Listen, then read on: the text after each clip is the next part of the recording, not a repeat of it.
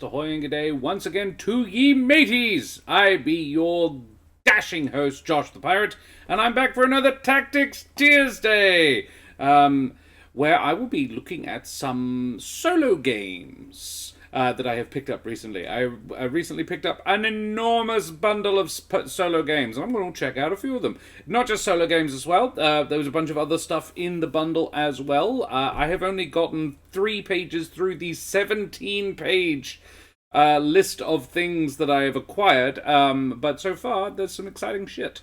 By Firelight, hey buddy, Crisp and Crunch, good to see you, mate. Thanks for joining me again. Oh, I just noticed my thing is slightly incorrect. Let's just change that. My overlay says the wrong thing. Let's say solo games. Bitter. And now center, make pretty. There we go. And professional, much good. Very well. So, thanks for joining me. I'm gonna put on a little bit of music, you know, because fucking why not, right? Pew pew. There we go. So yeah, having a look at some solo games and some interesting stuff. Just stuff that sort of caught my eye and going like, that's a bit interesting, that's a bit different, that's a bit naughty and a bit, interesting. This is my vibe for the first evening of this. It's going to take a while. A lot of these are very short, very little things, sort of, rules exceptionally light. As in, like, pay attention, you probably don't need to actually buy the thing, you can just learn it from watching me do it. This one, very, very first one, pretty much selected at random. I have not had a chance to read through any of this stuff. Is called Are My Wings Even? And I'm uncertain, I think that's how it's supposed to be pronounced, rather than Are My Wings Even? Like, do you even lift, bro? Are my wings even? I think it's Are My Wings Even? Because the wings are the maker. By Sadia Buys. A game of magic dress-up and repressed teenage feelings. Sadia Buys is, I believe, a lesbian person, who, had a lot of stuff to deal with when they were little, and this is sort of the outcome of that. So, fairies were young once. They don't talk much about the immortals before they became ancient, before their beauty grows fractal depth beneath the unchanging surface of their skin. But even immortals were once children. Even uneven and unrefined, they are kept away from the courts and away from the mortals as they shift and grow change, not just as their appearance but their nature. Only adults have one true name. When you are young, you don't know who you really are. Someday you will be refined to a point, into a blade that can cut through time. Uncertainty isn't something you've had much chance to witness or learn, but still you feel it brewing inside you along with all the desires, fears, obsessions, and things that will eventually winnow down into your name. There are so many things you cannot say. You are bound by truth, and you do not yet know what the truth is. When you are young, there are 100 trembling possibilities inside you waiting to burst forth and be chosen. You have 100 names. There is so much urgency in growing up, and I think this is a solid reason why you shouldn't get a tattoo before you turn 18. You're still delicate and small animal. You are trying to claw your way into being and fierceness. You do not want to dwell upon your uncertainty. You do not cherish the amorphous nature of being young. Yeah, someday you might. But the young never do in the moment. We walk in tandem with others like you, children with hands reaching forward towards becoming, uneasy creatures that can't help but snarl and nip, tumble over themselves and each other. Maybe if you had names, you would know how to talk to each other. But none of you have names. This is a 5-page document. That's one of the pages. A mission statement, which I think is interesting straight off the bat. And it's a really beautiful piece of writing as well. Like, yeah, it's fundamentally true, and I think, like, I don't know if I'd necessarily have agreed with that a decade ago, but I definitely do now. I am 36, full disclosure. I'm also non-binary, full disclosure. So, the scenario. You are a young fae getting ready for your first excursion to the world of mortals. You are going to a revel, a place taken over by timelessness, where fae wear human faces and humans become more wild. It is forbidden for fae without names to participate. They are too vulnerable to mortals who aren't bound by truth. It is well-known secret that nameless fae go to them anyway. It is a rite of passage of sorts, and the older fae avert their gaze. After all, you can't discover yourself if no risks are taken. It is also your first time donning a glamour. It says doing a glamour, but I would actually say donning a glamour makes sense too. You cover up the parts of you that are inhuman, the parts of you that reveal your true nature. You make yourself like a softer, more vulnerable creature. The body you wear is unfamiliar and flawed. It's okay. No one gets it right on the first time. You and your friends, plural possibly, gather up to help each other prepare. You'll smooth down flyaways to each other's magic, help each other change. You're growing up together. Messily and all at once, you've determined to help each other, but none of you really know the right way to do things. When you're done getting ready, you'll head out together. You will meet mortals for the first time. You will dance with your own in a new way. What awaits you is a heady new experience, chaotic and enchanting. It will change you. And here, in the quiet of getting ready, the slow touch of another's hand on your imperfect body will change you as well. What you need: 2 to 4 people, 2 hours, a variety of makeup, the more types the better, alternate clothes, a few options, music, ideally something from when you were younger. Fae must always speak the truth. If multiple things may be true, young fairies can say what they believe to be true in the moment. Whenever you want to tell the other fairy how you feel about them, instead talk about how you feel about the upcoming dance. Only touch each other when it is couched in a platonic excuse. Only stare when the other isn't watching.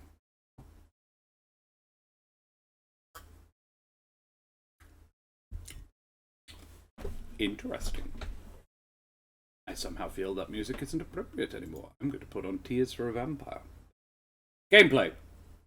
1. Have your friends help pick out what clothes you'll wear for the revel. You have the options and you can have opinions and discuss them, but ultimately you find it easier to trust your friend's judgment than your own because of the time. Find an outfit that makes you feel confident or that your friends can convince you makes you look good. Get dressed. If you want to leave the room to do so, you can, or you can ask the others to turn away. This can be a moment to explore attraction and not getting caught staring. If you're not comfortable with that out of this game, this isn't an essential part of play. You can discuss it beforehand or leave in the moment to get dressed elsewhere if you like. Take turns putting on each other's makeup. You are literally applying makeup, but you are also adjusting each other's glamour through touch as you go. This is the time to be bold and experimental as you help each other find yourselves. You are new at makeup, just like you're new at glamour. Before you head out to the revel, you need to choose the names you'll use there. Make suggestions to your friends until you find one that fits. Both nice and uncomfortable truths are a bit too close to home. This won't be your true name, probably, but tonight it sits like it is. A bit too honest and a bit too risky to wear out. Making a character. What element of nature does your face strongly connect with? What does your true body look like? Why are you drawn to the fae you're getting ready with?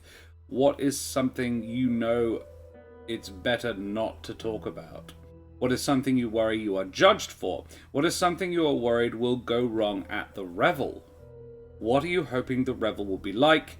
And why do you believe it is a terrible idea to be honest about your attraction to the fae you're getting ready with? Do you even realize you're attracted to them? And then the important final section, safety. Have a conversation before you play about what themes you don't want to enter play. This game wasn't designed with darker themes in mind, but it is meant to replicate teenage experiences which can be emotionally fraught. Discuss what kind of tone the group is looking for in the play experience. This game involves physical touch. If there are certain areas you don't want to be touched, it may be a good idea to inform fellow players of that ahead of time. Expected touch in this game includes faces, head, hair, hands, shoulders, and arms. This game involves discussing each other's appearance. While it should be a positive and encouraging light, there may be aspects of your appearance that you do not want commented on. Let the other players know if this is the case. Solid. You can stop play at any point by saying, I'd like to stop. If play stops, check on each other, assess what everybody needs, and only continue play again if everyone is excited to do so. An excellent rule.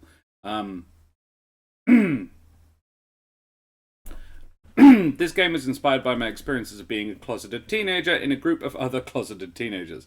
There were years when I didn't realize that it was even possible that I was attracted to my friends, and in hindsight, these formative moments took a new context and meaning. While me and my friends were dressing up to go to dances, allegedly to win over boys, we were sharing a type of nervous and electric intimacy. We shaped each other's appearance and identities, and these moments bonded us even as we misunderstood them. I hope that by playing this game, you can take on some of that excitement in trying to find new self-images, new identities, and building them communally with those you're close to. Much like putting on my friend's lipstick gave me an excuse to touch their lips, I hope that this game might give you an excuse to look at yourself a bit differently. What a lovely sentiment. I think it's I don't know why. I think it might be the Englishman in me going, that's exceptionally intimate. And fascinating for it. Really, yeah, a really interesting idea. That I am uncertain if I would be willing to try. Not because I don't think it's conceptually interesting, more that I think it could benefit from having a GM. To be honest, a moderator, a neutral, say, older fae involved, watching out and making sure and looking out. Putting in narrative prompts, like asking these making character questions, particularly the things like, what are you hoping the revel will be like, that sort of thing.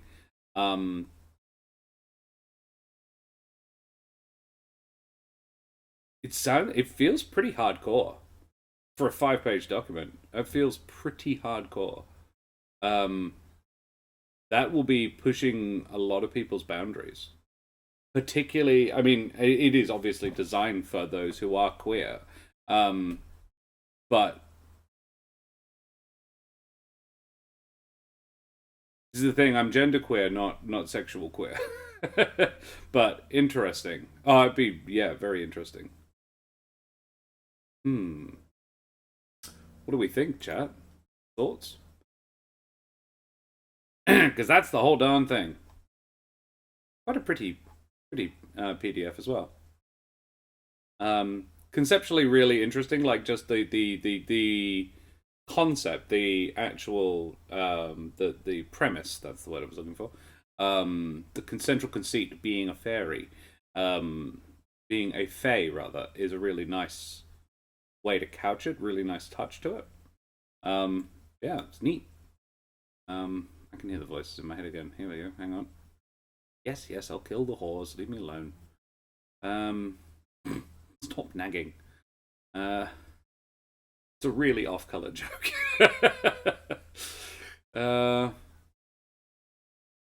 Music techno? What's that? That's this one. Potentially the right kind of vibe for this. Well, that's number one. That's what we're looking at.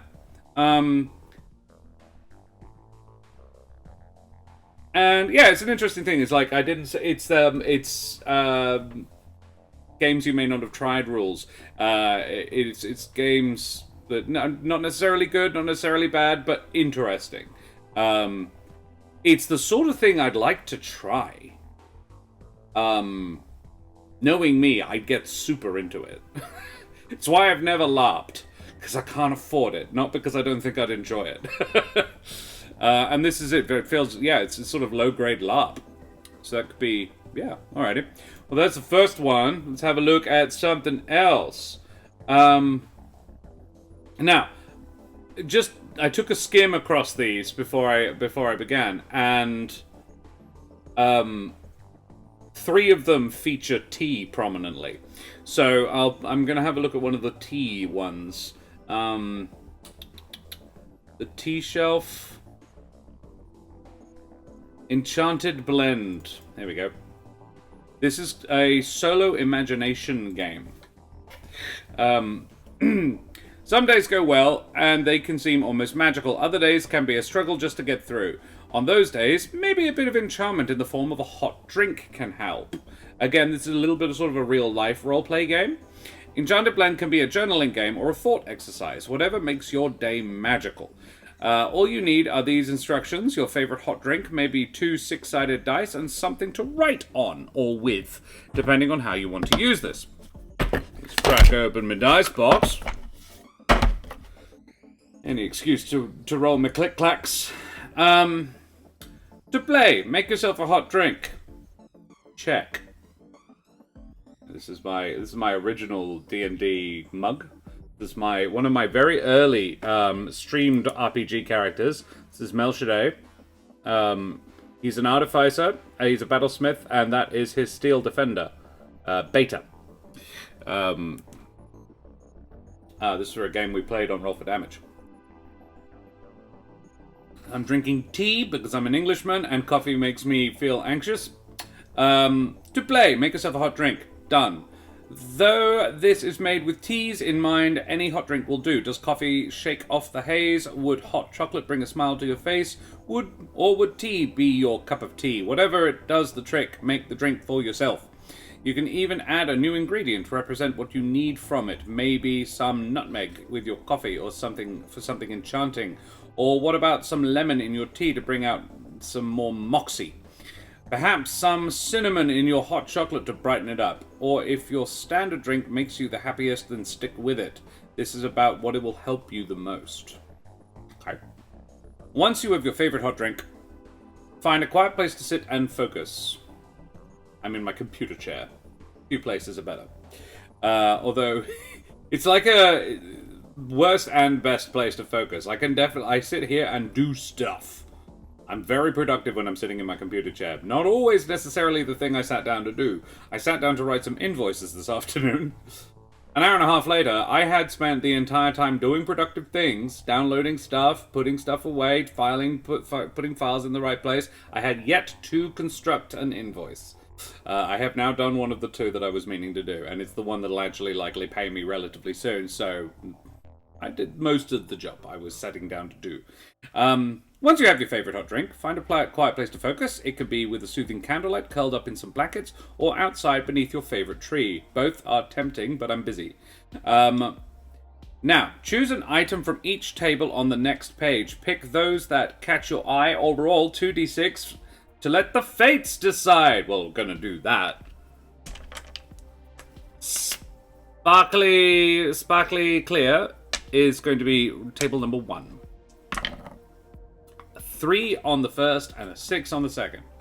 Whatever your needs, whatever your role, as long as it's beneficial to you, take a moment to close your eyes, take a few deep breaths, and focus on infusing your drink with the new blend you have created.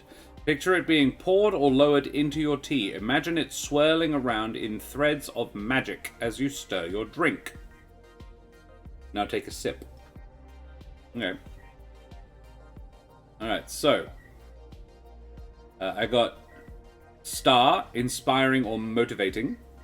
6, Starfire. Ooh. Courage or decisiveness. Inspiring, decisive, courageous, motivating. I think decisively motivating sounds useful. Starfire. Okay. Imagine how the new blend might change the drink. Does it add sharpness to the smell? Does it make it sweeter? Drink in the enchanted warmth and let it fill you with what you need to get through the day.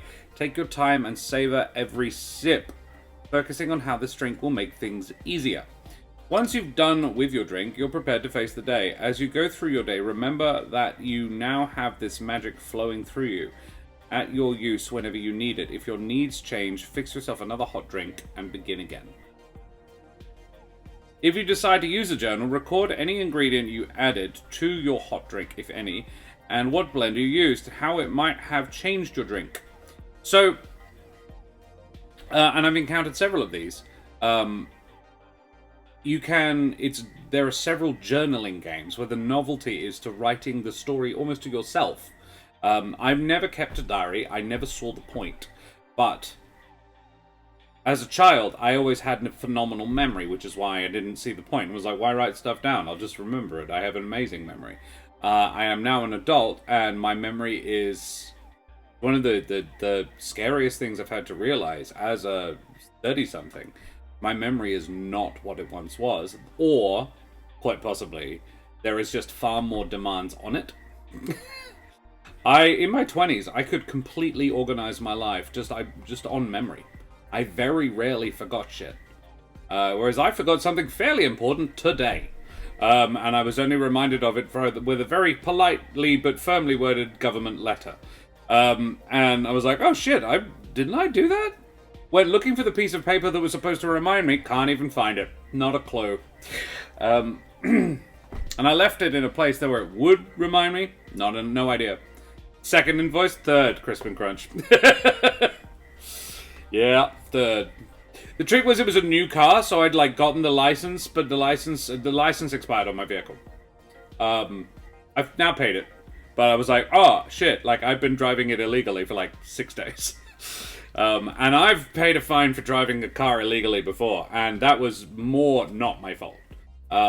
This one was very much my fault because they said when I relicensed it, when I went to transfer the ownership papers over, I went into the DMV and they said, do you want to pay the licensing now? You don't have to pay it for a month and a half. And I was like, oh, actually, yeah, I'll leave the money in my account for another month and a half. And then they were like, cool. Here's the piece of paper now that you would otherwise be sent. We just won't post it to you because there's no point. And I was like, cool, that's fine. Took it away, put it on my desk, and I could not tell you where it is now. No idea. Probably threw it away at some point. Probably thought, done that, threw it away. But I actually hadn't. Because my memory isn't as good as it used to be. Which is the point of the story. So, I'm actually going to try this one. I will share with you, probably my favorite hot drink. Tea with a little bit of milk, with a wee dribble of milk. I like mine dirty dishwater style. And this is an English breakfast blend, which isn't my normal. I'm more of an Assam or a... my favorite is actually Tetley, because I'm a basic bitch. But, well, that being said, my favorite, normal, home brand, that's Tetley. I do have a fancy tea that I'm very fond of. Lapsang Chouchon, but I'm not drinking Lapsang right now. I like to drink leaves, not flowers. Valid? Oh, I see what you mean. Yeah. Yeah, no, same. Alright. So, yeah, I am making a star fire blend. So, first imagining the ingredients that one would place in the tea to put in stars. Stars would be very much... I would sort of reach up to the sky, and I would do this at night. You can't get stars during the day. And pull the stars... they wouldn't get larger or anything, but yeah, a couple of specks of light from the sky, pull down, and put into my teacup. And you'd have to hold the hand there for a little minute for it to sink properly in. And then fire would come from below, placing your hand underneath, and a green flame would glow around the teacup. The tea would bubble as though boiling, but it's not actually getting hotter. And it was almost effervescent. And I don't know if I necessarily like the idea of a effervescent tea. But we're engaging with the game. In terms of flavor change, I don't think the fire would do anything to it. It's more of a mouthfeel alteration. But stars are bright and sharp. So I think the taste would be not different, but I think in both instances it clears up. It would become crisper. Milk tends to smooth the flavor out. I think it would retain the milky flavor, but make the flavor crisper.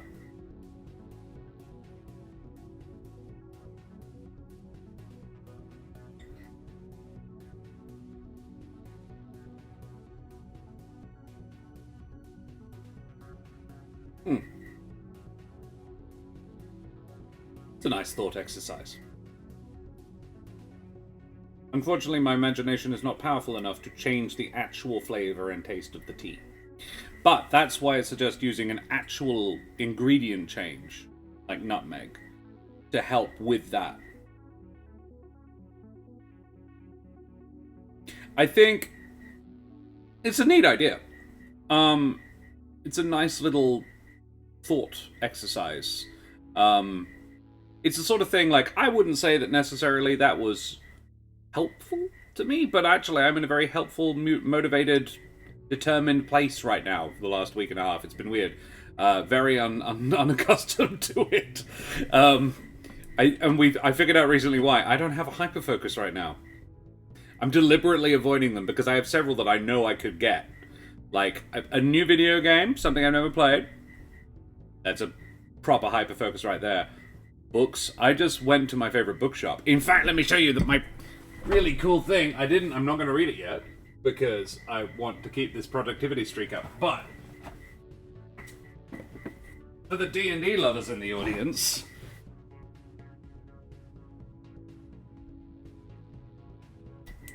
Gary Gygax's Dangerous Journeys, The Anubis Murders. I straight up didn't know Gary Gygax wrote novels.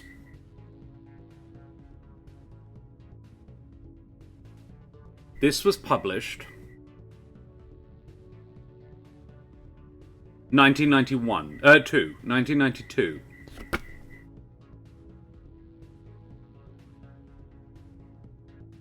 Or to put it another way, almost, in fact, no it is, would be closer to the moon landings than the present day.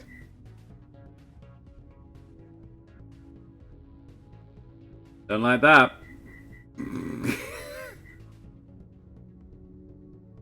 A jackal of all trades, a master of evil, Magister Satan Enchanted is badly in need of a vacation. That's why the great Egyptian wizard priest was less than thrilled to see 3 high mages before him telling him of the potent magic and heinous murders that were spreading like mad through the elite circles of distant Avalonia. The only connection between these horrible acts and the violent magic is a statuette of the ancient Egyptian god Anubis, known to all as the Master of Jackals. It is up to Setney and his beautiful bodyguard Rochelle, of course, to unmask the true killer behind these gruesome murders and clear the name of their revered god. As he wanders through the underground maze of the secret Egyptian cults and double crosses, Setney soon finds himself enmeshed in a diabolical web of international blackmail and trickery fueled by powerful evil magic, possibly even more potent than his own. And when Rochelle is kidnapped and Satan is accused of treason, it will take every bit of sorcery and cunning the sardonic Egyptian has to save their lives and keep the world from plunging into the darkness beyond imagining. The Anubis Murders. Feel old yet? Crispin Crunch, I've been feeling increasingly old for years. You know, I don't know if you ever had this. I did. When I'm old enough to have saved pocket money to buy D&D books. Oh, buddy. I'm probably old enough to have done that too, except I didn't. I only got into D&D like 7 years ago. I had 8 years ago, 2015, I had never played a tabletop RPG. Oh, wow, okay. Advanced D&D. AD&D, yes. Wow, okay. Valid. Yep. I'm kind of excited to read it, but I'm not gonna. Because if I do, I'll lose everything.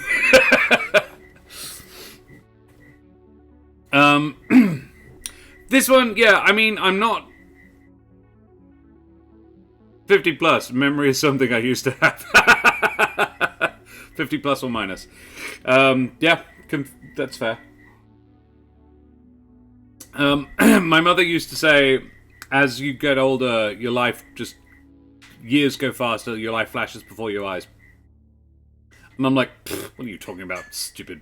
No, it doesn't. Duh. It's April. What the fuck happened to the rest of the year? This is my life now. I love the idea of it.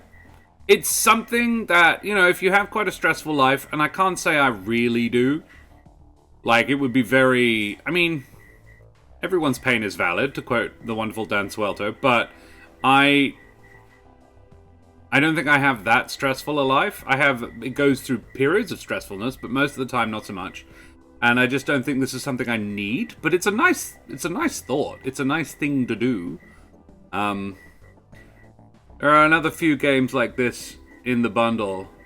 Lucky Nuke games. Ah, yes. Yeah, they would be. Yeah. Yeah, there was several I noticed that by the end of the third page, I was noticing several authors that kept coming back up and down. Yeah, it's a sweet idea. I like it. And even just the thought exercise of how would you get stars, what would physically, what magically, how would you do that? That's neat. That was kind of fun. What else we got? Idle Hands. I looked into this one. I had a look at this one. I Was Once is about you are a sentient weapon or item, like magic item, that was made by a god out of a piece of themselves, out of a shard of their soul, and it slowly becomes less magical over time. At the dawn of time, a deity forged you from their soul, their essence, their power. That power wanes. Inheritors have claimed you, taking your power for their own. Once you made them gods, then you made them kings. Now you make them human. Slight content warning. This is a game about a magical item slowly losing its powers and being discarded. It contains themes of abandonment and mortality. As a solo game, use your judgment when engaging with the prompts. It's also recommended that you take breaks as often as you need for as long as you'd like. Cool. Most importantly, for your own safety, it is more important than the game and should be prioritized above any prompt or the completion of the game itself. Again, valid. And a lot of these are very good at that. A note on religion. The concept of this game is that you are a vessel for a deity's power. It is not my intention for any of the gods in this game to be gods of the real-world cultures. Of course, if you do use real pantheons, be respectful and sensitive of the cultures you write about. This is a game, not a space for bigotry of any kind. A glossary. Not a bad thing to have. Stories told in I Was Once focus on one heirloom, a sentient magical item that is a vessel for the deity's strength. As time marches forward, the more people claim their heirloom, its power fades, flickers, and eventually goes out. Inheritors claim heirlooms and take their power for themselves. I Was Once focuses on the stories of 6 of your inheritors, but these need not be the only ones in your story. When resolving an inheritor, answer both the questions listed. Additionally, consider how they claimed the heirloom, for what purpose, and how much power they drained from it while they could. Traits or characteristics of an heirloom, such as a material or aura, while birthrights are the abilities it bestows on an inheritor. When you claim an heirloom, there will be a list of possible traits and birthrights. You are, of course, encouraged to create your own when you create one. Traits and birthrights do not have precise definitions and are open to interpretation. Flicker and fade. Soon the power within flickers, and as all things must, fades. When you flicker, your heirloom changes, and you do 2 things. Change a trait and change how a birthright works. You may also change the physical description of your heirloom and to reflect and update your sketch. Oh, you get to draw it. I like that. When you fade, your heirloom loses power. Strike a trait and a birthright from your heirloom. Update your physical description and sketch accordingly. Acts fall and crumble. Each act is made up of 2 inheritors. Act 1 focuses on the heirloom's time with divinity, deities, and their closest servants, after which it falls into mortal hands. Act 2 focuses on this era as the heirloom is passed between monarchs and champions until it crumbles. Act 3, the heirloom is almost fully drained. There is no more power, no more magic, just a quiet existence fading into nothing. I already think this could be fun as a 2-player. Playbooks. The crown, the mark of the ruler. The blade, a weapon. The well, a deep reserve of knowledge bound into a gem. Ooh, cool. You can be the crown, you can be a blade, you can be a well. Yep. Crown, you were molded by a deity obsessed with legacy and passing down the torch. Describe them, their workshop, and the light they stored within you. Add 3 traits and choose or create 3 birthrights. Then draw your heirloom. It need not be a work of art, just a physical representation. When you resolve an inheritor, answer one of the questions below. How long did it take you to settle on your inheritor's brow? Answer one of them. You could not communicate with your inheritor through conventional means. It was... In what unique ways did the 2 of you speak? You watched as your inheritor dealt with a web of political intrigue and betrayals. How were you the key to their survival? An inheritor being any being that you... Yeah. In Act 1, it's about heirloom's time with divinity, deities, and their closest servants. Okay. Alright. Did you ever regret your time with them? Ooh, I like that one. Regret is a fun theme to play with. The first time you flicker, add these to your heirloom questions. So when you resolve an inheritor. So, yeah. The gods gave you a name that the mortals cannot pronounce. What did they call you instead? Ooh. Once, when you were newly crafted, you were warm to the touch. What do they feel when they touch you now? First time you fade, and add these to your heirloom questions. You could have saved your inheritor had you been at full power. What vital thing had you lost? How did you try to save them anyway?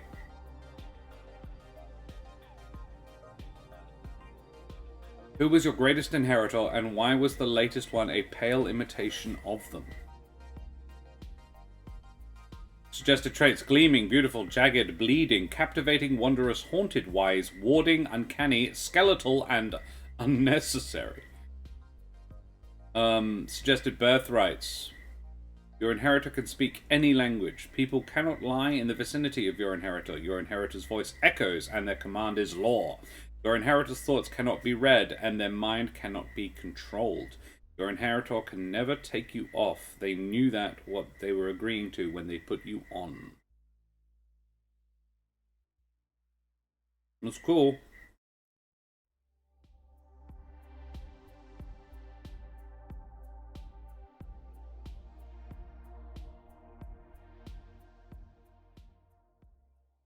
The Blade. You were forged by a deity obsessed with strength and fighting for what you believe in. Describe them, their workshop, and the burden they placed upon you. This is a little bit more like,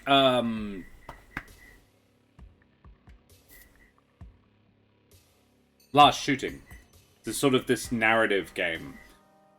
Which is why, and look, storytelling is always more fun in groups.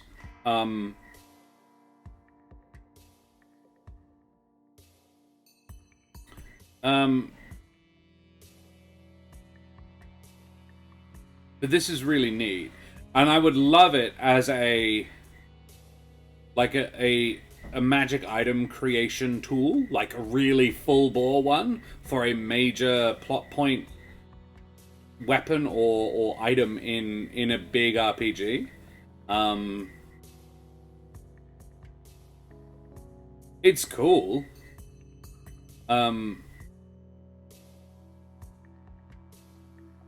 You know what I'd do, actually? I'd use this as a thought experiment with some students, because I teach acting. I think this could be a really interesting storytelling prompt game. I've just been asked to teach a whole series of new classes. I'm definitely keeping this one for that. It's probably a lot of these that I could use for that shit, actually. A variation on Are My Wings even as well, actually, come to think of it. As a sort of obviously toned the fuck down, because the trick was, more than anything else, Are My Wings even is quite sexual. Or could be. And again, like, consent. Consent is important. More like the role-playing of it than the story itself.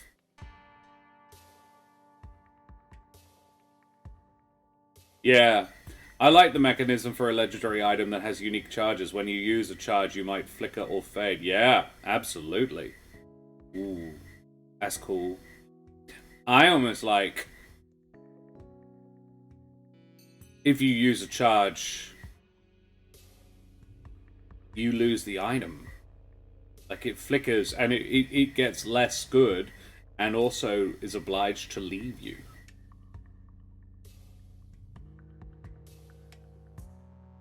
But knowing a lot of my players, they just straight up would never use it. The trick is you wouldn't tell them. Let's have a look at the blade. Add these traits... Ouch, but yes. Yeah. I mean, this is sort of god-tier weapon sort of thing. It's a dope thing until you use this thing, at which point it goes. Don't build your character around it.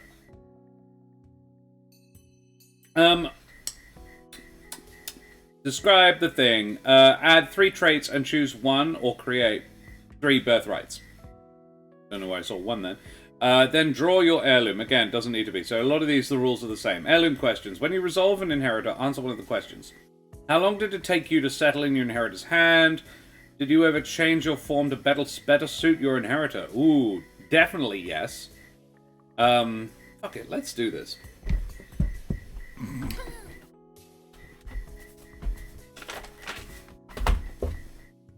Fucking piece of paper. Yeah, I did. I'm gonna be a sword. I'm gonna be a blade. Blade. Laser. Blazer. You're forged by a deity obsessed with strength and fighting for what you believe in. Describe them, their workshop, and the burden they placed upon you. Okay.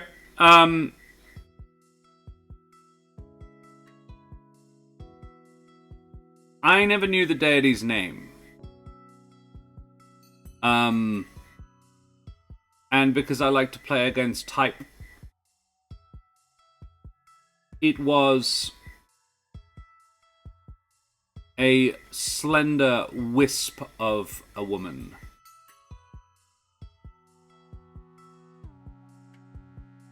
She forged me in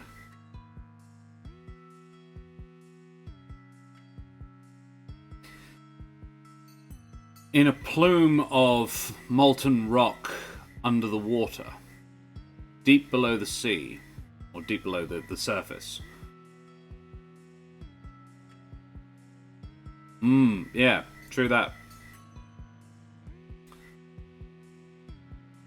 So, an aquatic deity who, yeah, an aquatic female deity, slender and faceless.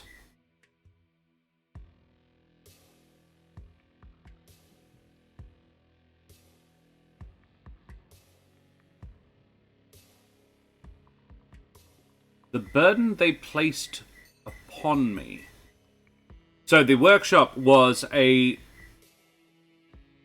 was a reef that had grown around a volcanic vent. Or that she had grown around a volcanic vent. With huge fans of coral taking the place of workbenches. The burden that she placed upon me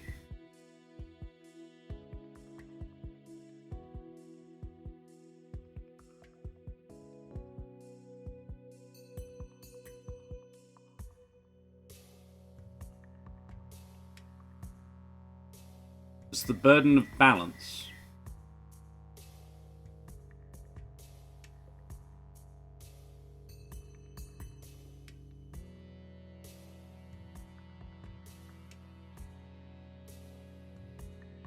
Sharp. Now we need some traits and some birthrights.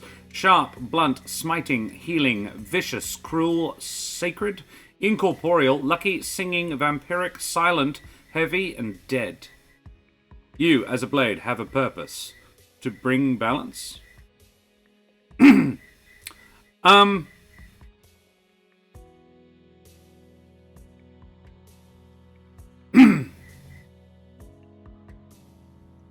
A burden more than a purpose. The blade, to a degree, cannot control what it is used to do. Oh no, yeah, I understand. I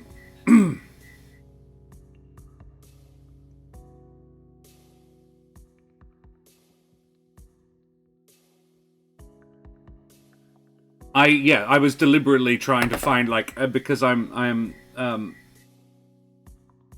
perverse. I inherently try and find an alternate meaning. Hey, Absalom Dak. I'm old enough to have bought AD&D books with my wages. Dear God. Am I just a very young person, guys? Hello. Good to see you. Thanks for joining me. Yeah, we are having a look at I Was Once, a solo RPG sort of storytelling game more than an actual...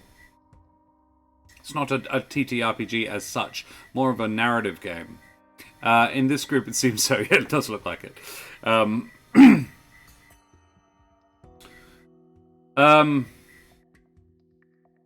Yes. Yeah, I think, to bring balance, I read that instruction and was like, the burden they placed upon you. I'm like, the burden would be, my interpretation of it was the power that they brought you. The burden is the power that they gave you, but with that comes a responsibility. Which I suppose fundamentally means a purpose, is the way to interpret it. And I'm just trying to find just a slight tweak on it. But yeah, fundamentally, I suppose that would be the meaning I'm saying. Yeah, I'm just trying to be different, just because I do. Yeah, the burden is nothing trite like justice or equality. Balance.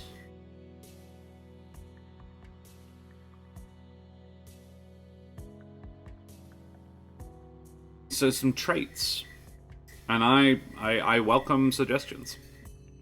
You dance around your inheritor, not needing to be directly wielded. One strike, one kill. You quietly vibrate, warning your inheritor of nearby enemies. You consume the souls of those you kill, siphoning their knowledge to your inheritor. Your inheritor can never sheath you. They knew what they were agreeing to when they drew you. Ooh, that's cool.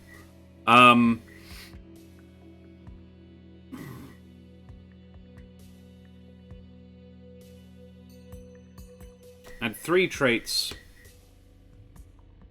and 3 birthrights. And a name. It's gotta have a name. A name that was... I'm sure it does say actually pick a name.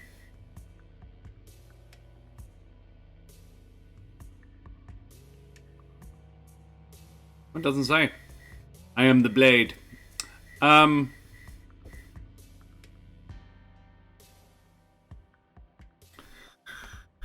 Deity.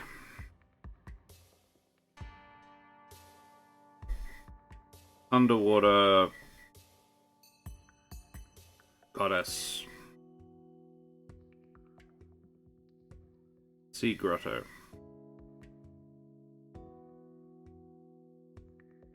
Burden of balance.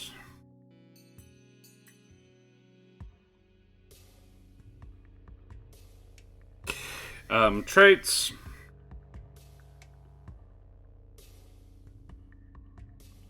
Swift.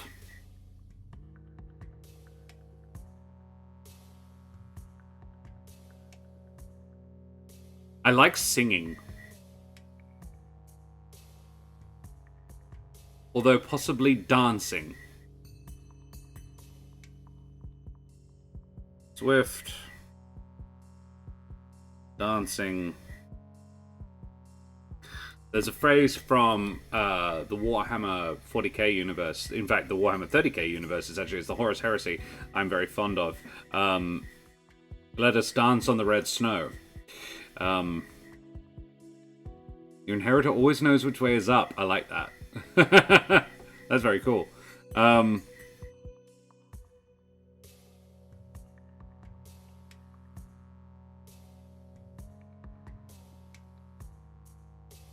Yeah, that's very cool.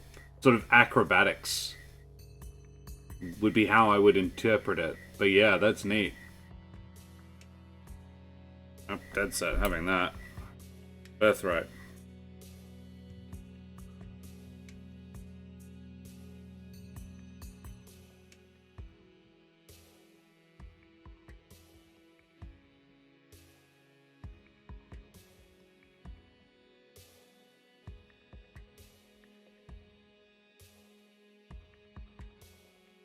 Which way is up?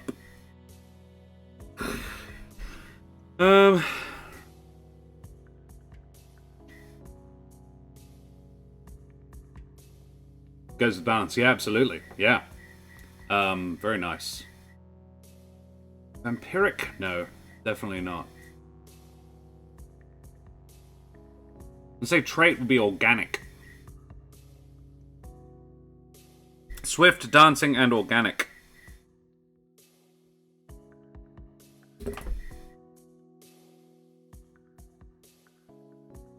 I actually imagine a trident.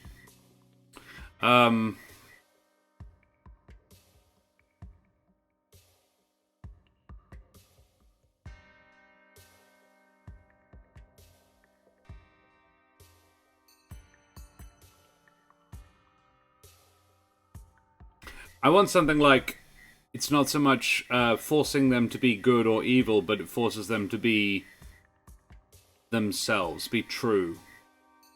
So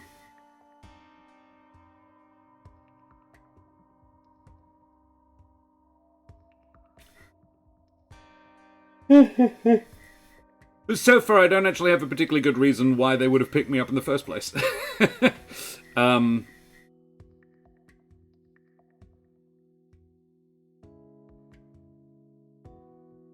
Possibly something about deceit.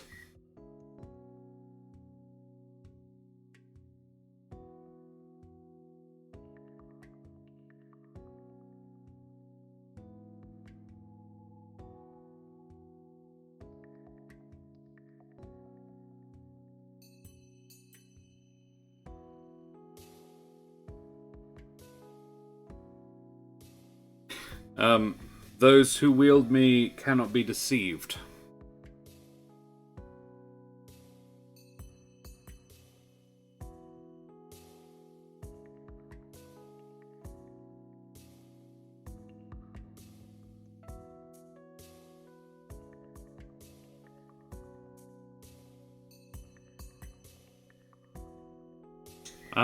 You quietly vibrate.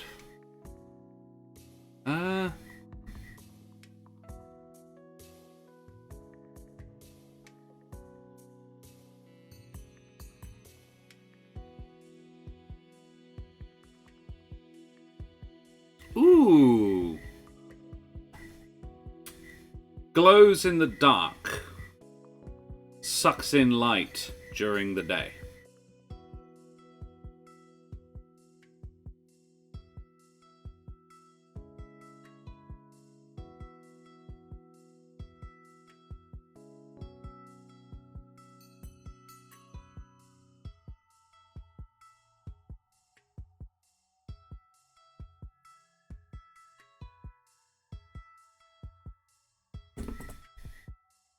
Bioluminescence, yeah. Very, very Sting, very Lord of the Rings. But when it's daylight, the exact opposite. Sucks in light, like a black hole. Like, you can't see it. And, like, the world around it is dim. So that the person wielding it exists in an almost constant twilight.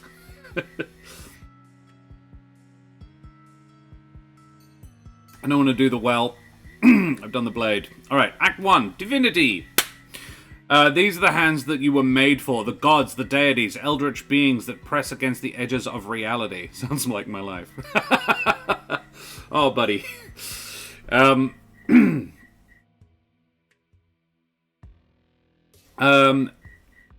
Those were the stories you were made to tell.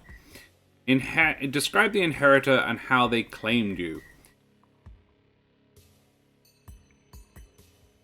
A god of war, nature incarnate, a newborn deity, an apocalypse. Describe the inheritor and how they claimed you. I think the first was a newborn deity. It was the child of she that made me.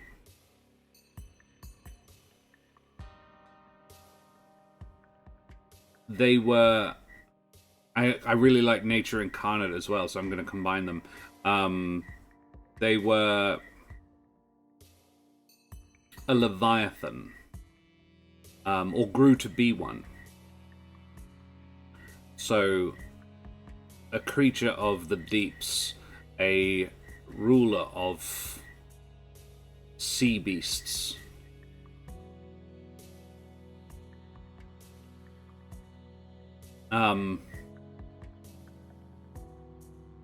But a benevolent one. I think normally they would be a huge whale. Drifting majestically through the depths. Probably a sperm whale. Answered the inheritors and how they claimed me. It was a gift. A gift from parent to child. When the child first left, was first sort of given free rein. Now go and do and be. A prophecy was written about them before they were born. What was it? Ooh.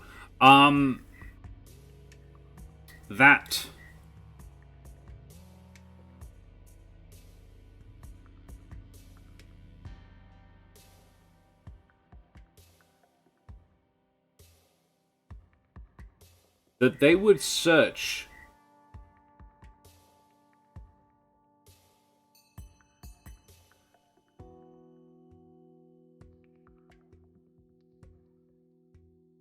yeah.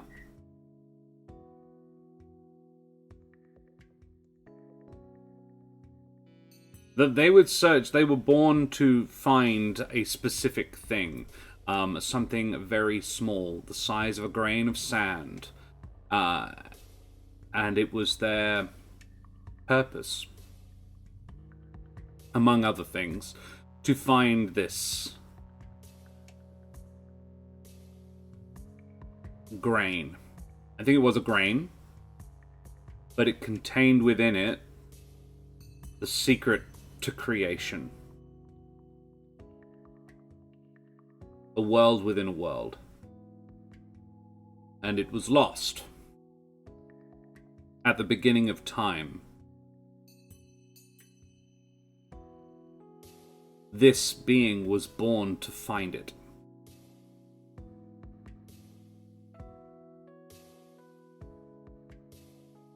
And what did they do to earn your respect? Ooh.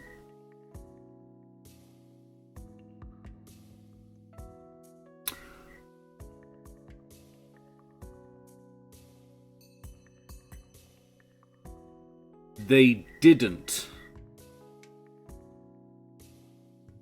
kill something. Their first major obstacle, their first narrative challenge, their first problem, where I would have been a near instant victory. And they chose not to wield me. They declared that they were not yet ready to employ me.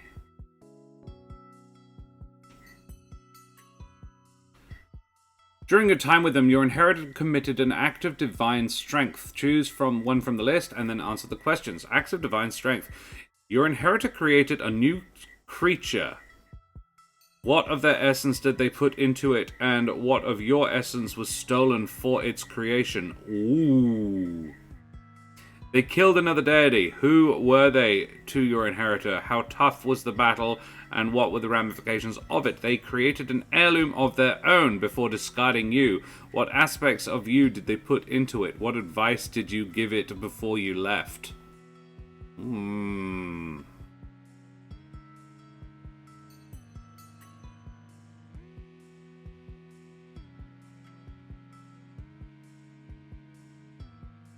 I think it has to be created a new creature.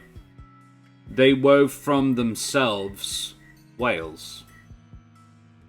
They were the first.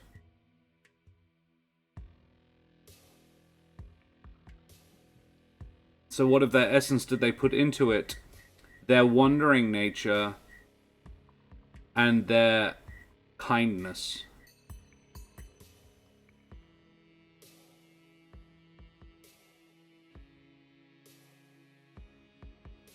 And what of your essence was stolen for its creation? I don't know if stolen. I would say it was given.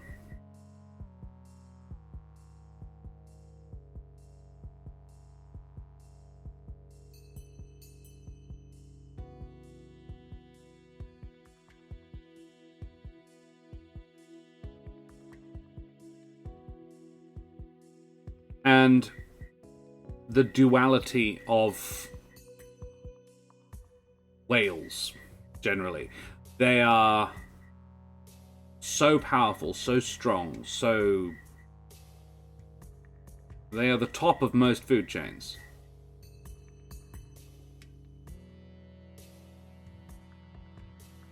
But with that comes a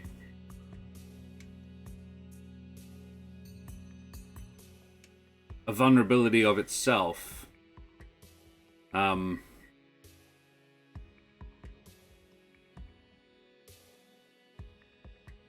So I suppose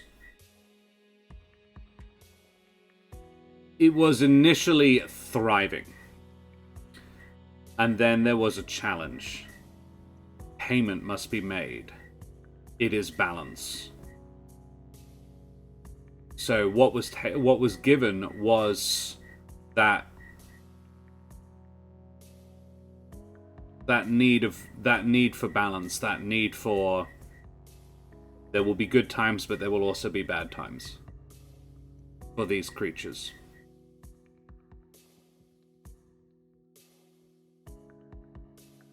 Some will be kind and some will be fierce.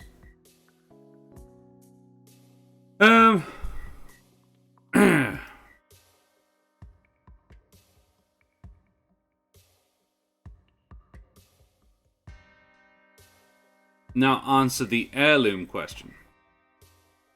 An heirloom question. Blade. How long did it take you to settle into your inheritor's hand? Did you ever change your form to better suit your inheritor? You fought by your inheritor's side in the deadliest battle you have ever seen. How were you the key to their survival? In the darkest night, your inheritor told you all their worries. How did you respond, if at all? Such a cool question. I think, how did you change your form to better suit your inheritor? It's a whale. I'm a sword.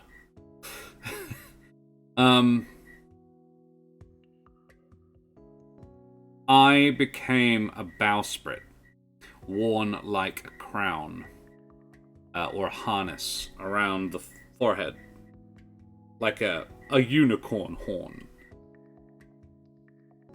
Yeah. That.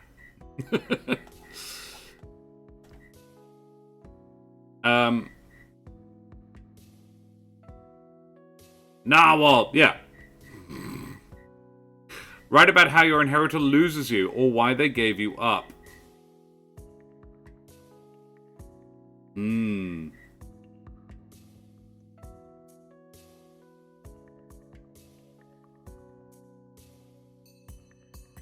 How they lost me.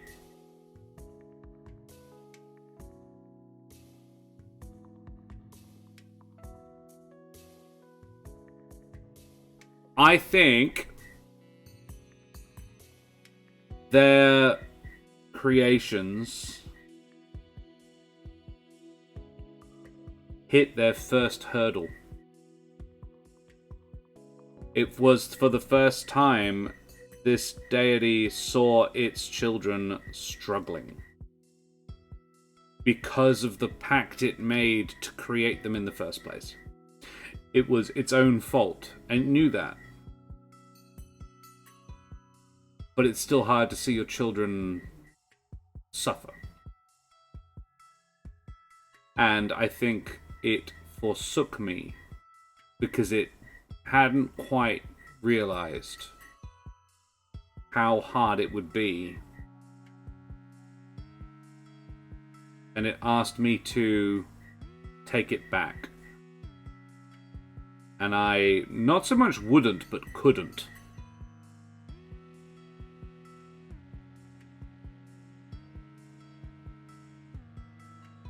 So it disposed of me. It let me go. And I was found by nature itself. No.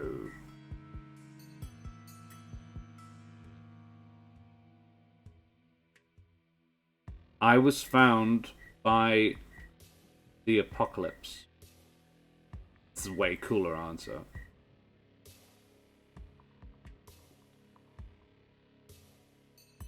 The apocalypse manifested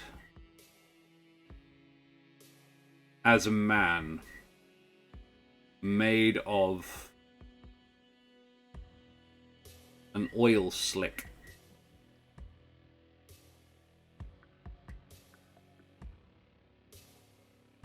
His eyes glowing embers of nuclear fusion rods. His hair the feathers of seagulls.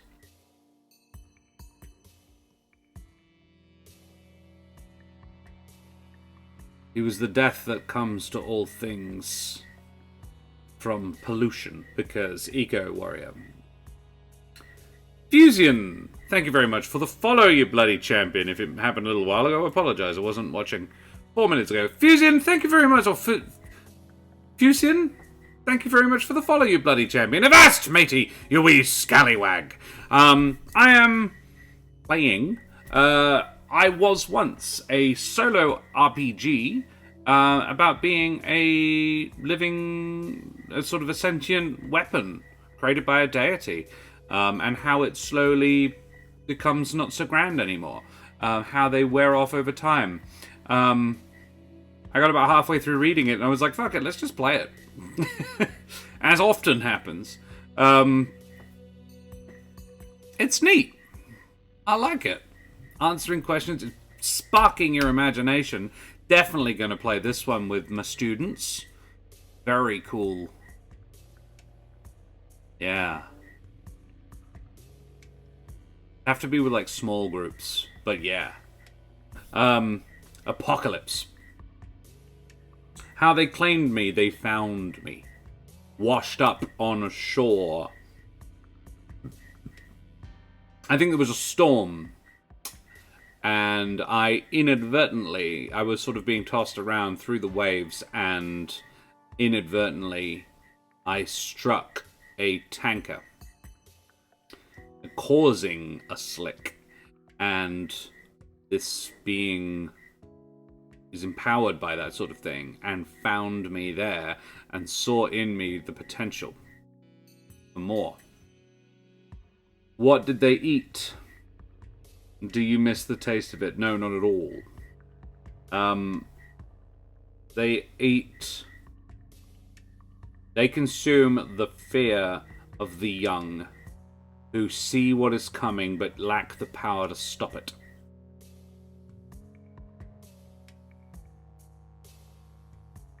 Who know that they are not the cause,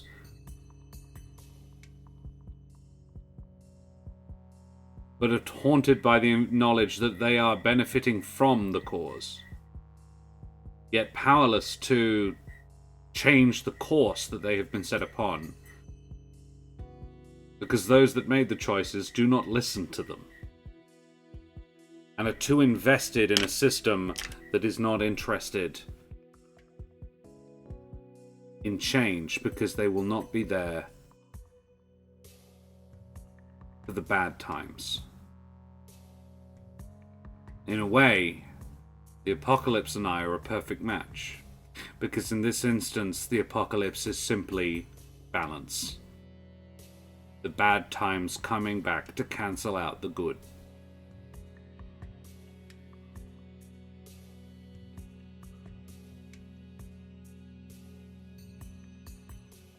No, I do not miss the taste of that. How did you convince them not to destroy the universe?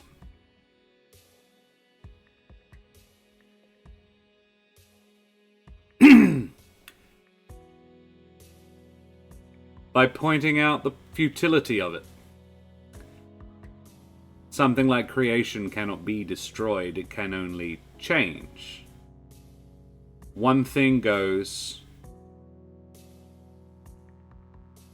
and another thing will rise in its place. Life, to make a very horrible quote, finds a way. Existence finds a way. My very nature plays into my hands in this instance. I pointed out the futility of its actions. I also pointed out that, it's dumb to destroy something that you live in.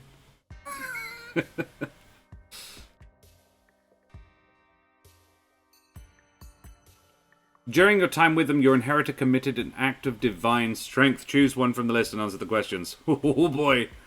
Alright. Your inheritor created a new creature. What was their essence? Nope. They killed another deity. Who were they to your inheritor? How tough was the battle? What were the ramifications of it? They created an heirloom of their own before discarding you. What aspects of you did they put in it? What advice did you give it before you left? I kind of like that one. Another heirloom of their own. A well. Definitely be a well. I think, in this instance, I think it was an act of spite. Upon realizing that destroying everything was not actually a permanent, viable option, it created a Pandora's box style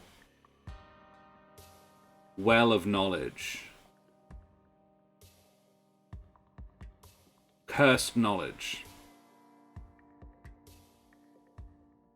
Anyone who looked into the well would know what they want to know, but would be forever unable to convince anyone else of it. Let's twist that. You would know the answer to a question you sought, but as soon as you learned the truth, it would become a lie. Reality would shift around the truth. So the truth that was becomes a falsehood. You cannot know the truth.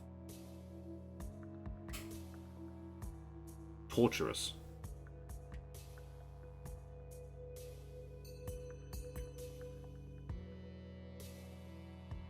And what aspects of you did they put into it? Again, it is balance. If you gain something, you must lose something. To win, you must sacrifice. Freedom isn't free. What advice did you give it before you left? I think I would say exactly that. Freedom isn't free. It was crowing over my abandonment. It was screaming its joy at how it had taken my place. And I simply said, I am now free. And they said, but at what cost? And I said, freedom isn't free.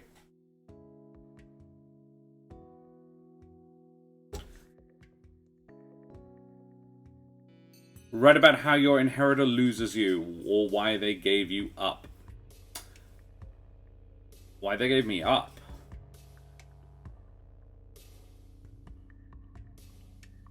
I think, again, it was this spite. It was revenge for convincing it that its own purpose was fundamentally not possible. The unattainability of its mission. There will always be those that stand against it.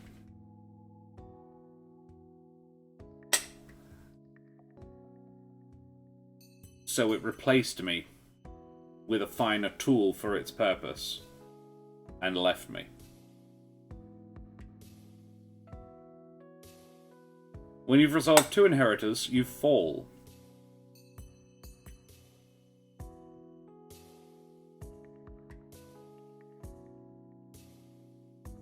I may fall.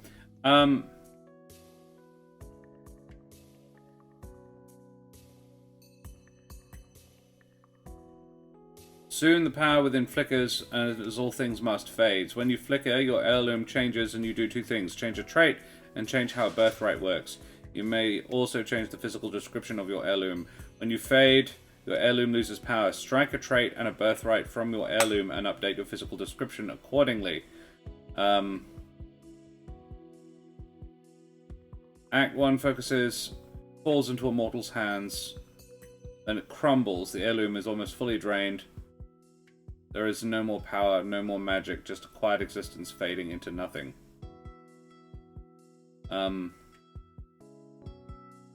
So, yeah, you fall and you go into Act 2. That's, yeah. So, when you flicker,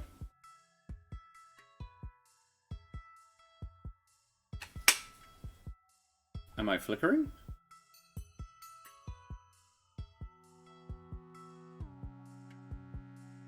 When do you flicker?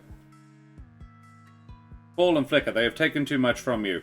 You are no longer fit to serve them, and so they discard you. You fall into the hands of mortals. Describe the process. Are you tossed unceremoniously across dimensions? Does your last divine inheritor give you to their champion as a token of their favor? Or does something worse happen? You also flicker. When you flicker, change one of your traits, modify how a birthright works, or change it completely. Update the drawing of your heirloom to reflect these changes. Change one of your traits. I don't think I am organic anymore. I think I am hardened and unchanging.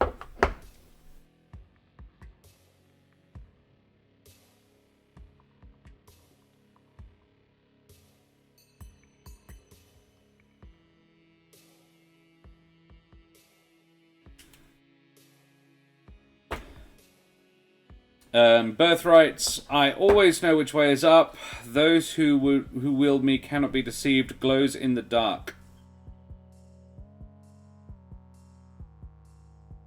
and sucks in light during the day. I think that would be the change.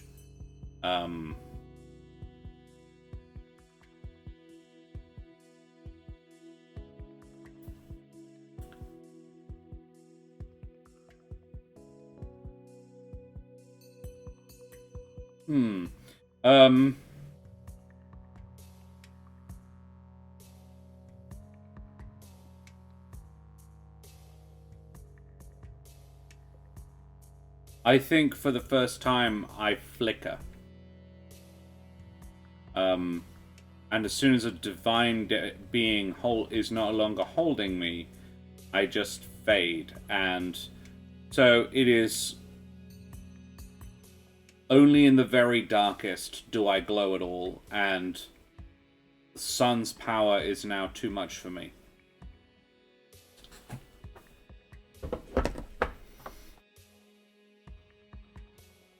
Cool. Got the Monarch, the Gladiator, the Archmage, the Master. An act of mortal excellence. I'm going to stop, because otherwise I'll be doing this all evening, and I think it's really cool, but I want to look at other things. But it's neat. It's really cool. If you want to go super deep on a major plot point item or weapon, this. And it also helps you figure out at what level they're at, give you some serious narrative backstory for a sentient weapon. Heck yeah. Very, very cool game. Like that a lot. And could easily be modified to be a theater game, which is so fun. Love it. This could be a good theater sports game. Yeah, question 1 per person, but build it. Yeah, absolutely. 1 question per person. Take it in turns to build. Nice thought, Crispin Crunch. I like it. Yeah, abso-hecking-lutely. Neat game. Would recommend. I was once. Gets Josh the Pirate's thumbs up of approval.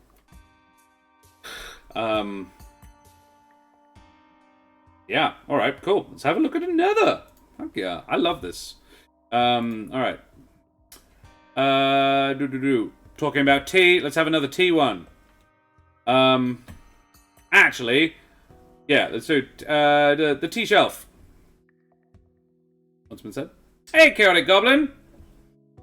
Hope everyone is doing well. Look, I certainly am. I'm checking out some solo TTRPGs. Or just RPGs, really. We haven't found a TT one yet. Or, what am I talking about? This one's about tea right now. Hehehe. Giggles. Good to see you, Chaotic Goblin. How have you been? The tea shelf. I know nothing of this one. Tea is a conversation between friends, between family, between lovers. It is a drink served for rapport, a symbol to show companionship. It is a bond. It is an exercise in excuse to converse and to connect. It is the start of a relationship. And mine is nearly empty.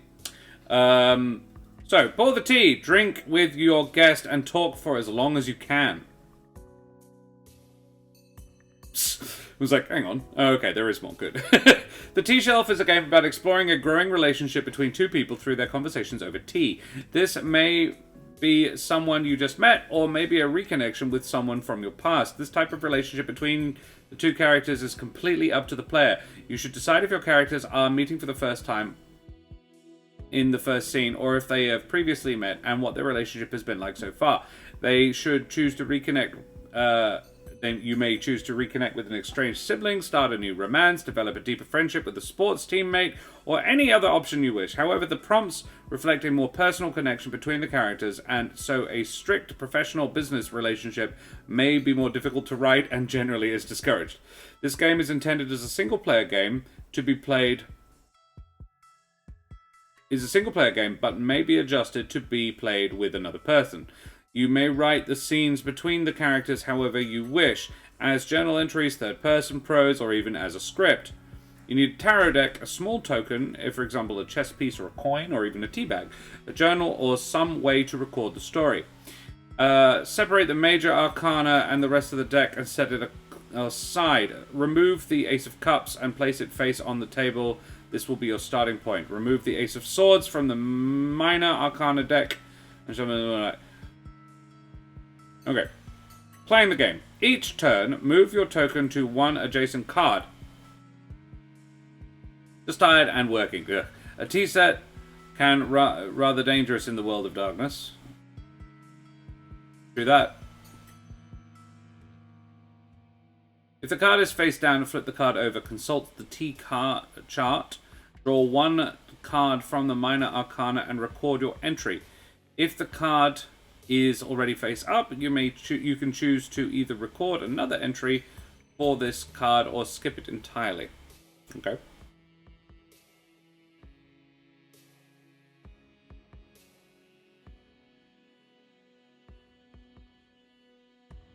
Lacking as I do a tarot deck, this may be difficult. Once the Ace of Swords is discovered, the game is over. Oh, okay. It is time to define your relationship and write one final entry. See the coffee section for more details once you have found the Ace of Swords. If you find the card on the first round, feel free to either skip over it, circle around the board, and come back to it at another appropriate time, or reshuffle the cards and lay down a new spread on the table. Otherwise, you may choose to have a single intense interaction with your characters before they define their relationship. Answering prompts. T, Major Arcana. The T represents a feeling or a tone for the scene. The scene does not need to include all the components of the T flavor, and it may just serve as a vague inspiration or even a backdrop. Suit. This will be the type of visit or location for the scene. Coins, your home. Wand, your home. Expected and unexpected. Cups, an outside place. Swords, their home. The number will be the subject of your conversation. Content warning, safety. All prompts are purposefully vague, and some include themes of regret, disapproval, and loss. The intensity and seriousness of these topics is left to the discretion of the player. For example, one card says, a loss, a travesty. This may be interpreted as something small, like a sports team losing, or something very serious, like a death of a loved one. Feel free to modify and skip any prompts for any reason. Good. Again, a lot of these little developers are like very good at that. Safety is important in RPGs. Ace of Cups, green tea, vegetal, grassy, herbaceous. Black tea, dark, multi-bold. Okay. Numbers. Here we go. A distraction, a mild annoyance. Why does it not work? That's the ace. 2, conflict, distaste, support, encouragement, yada yada yada. Yep. Cool. Loss, a travesty. How do you go to them or vice versa? Ah, and these are the prompts underneath. What do you feel you have lost? A concession, a compromise. Ooh. Neat.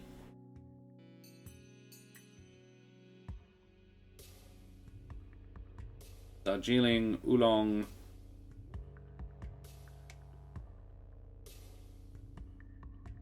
Quite like oolong. Well-rounded, thick and rich.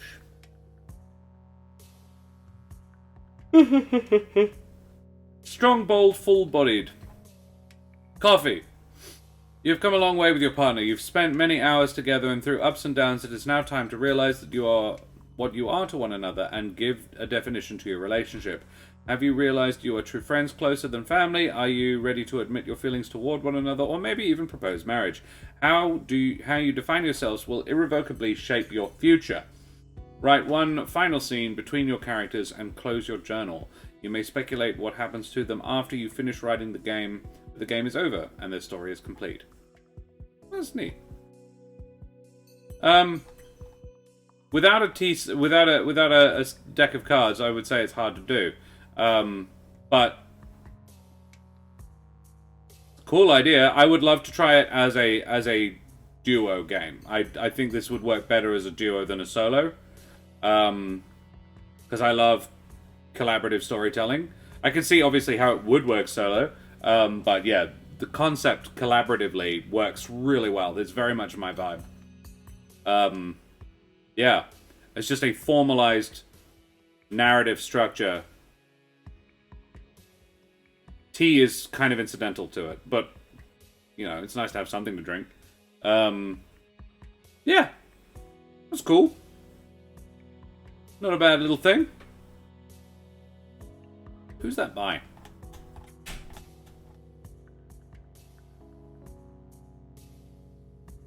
Caden Ramstack. Caden Ramstack is a good name. Strong name. Yeah. And I like the art. It's pretty. It's a pretty little book. Alright. Sweet. I've got that down as a solo. I don't actually think it really is. And then there's the other one. Occulteas. Build your shop, make tea, do witch stuff.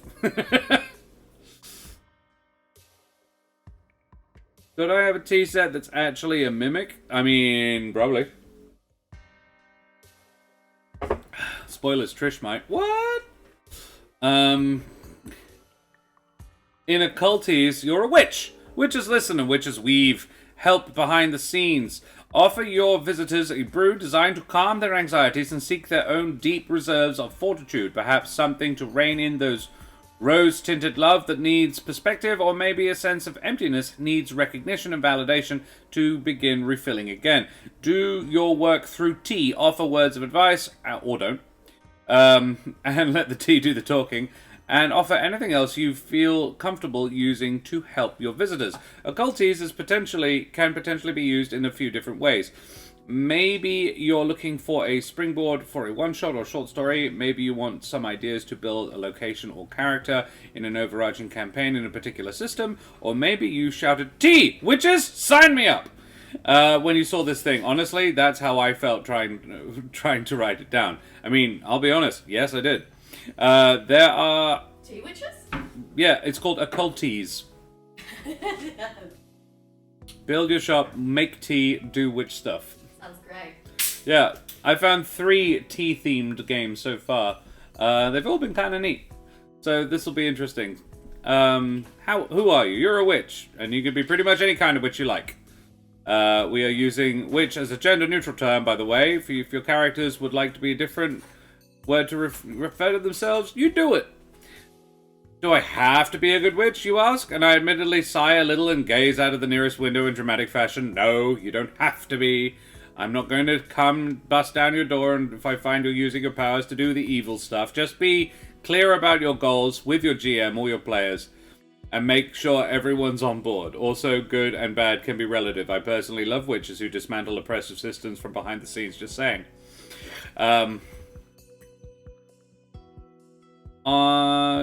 There are suggested role mechanics further down. Depending on how you're using Occulteas, the players can be witches or they could be the patrons while the GM takes up that mantle. Neat.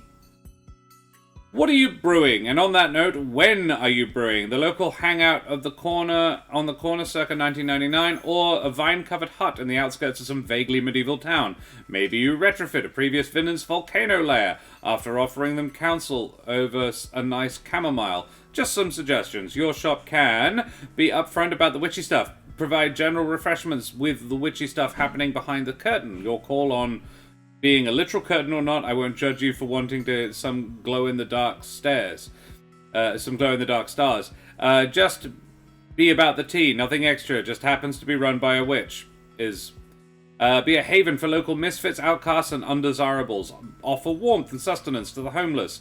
Be in the process of being built. Be on the verge of closing and needs community to pull together to save it. If you're looking for a quick start, here's some ideas. Let's just out of mild curiosity. 58. Payments offerings are made directly to a Corvid companion of your choosing and must be appraised and accepted by them in advance. Offerings should be shiny, sparkly, smooth, or warm. As in a crow. I love it. The roof just caved in. The roof just caved in on one side. What are you brewing?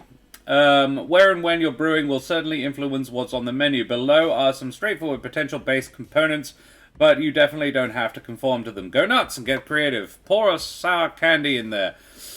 Use fried wiring to add a metallic bite to the aftertaste. Pretend aged spider silk has a light flavor reminiscent of Astrodina mints. Ghosts totally taste like marshmallows. Necessary disclaimer, I am not a doctor and this isn't medical advice. The chart is for a game, just for fun. Mint. Good for tummy aches and iffy circulation. Also for revealing deceptions, be they within or without. Elderflower. Fight that flu. Best for musing on the divide between life and death. And so on. Dandelion. Ground and roasted, they boost intuition. They're also good for calling spirits. So be wary of not tidying up an unfinished cup. Why are they here? Your visitors will arrive for varying reasons, and some may be dependent on your shop setting and how upfront all the witchy business is. This is the heart of Occulteas. The folks you're lending an ear. I encourage you to dive as deep as you like when building these patrons' history and needs. Be aware of who is at your table and what troubles may invoke anxieties or worse. Be prepared to chat ahead of time, if necessary, about absolute no-goes and things to avoid. As always, good idea.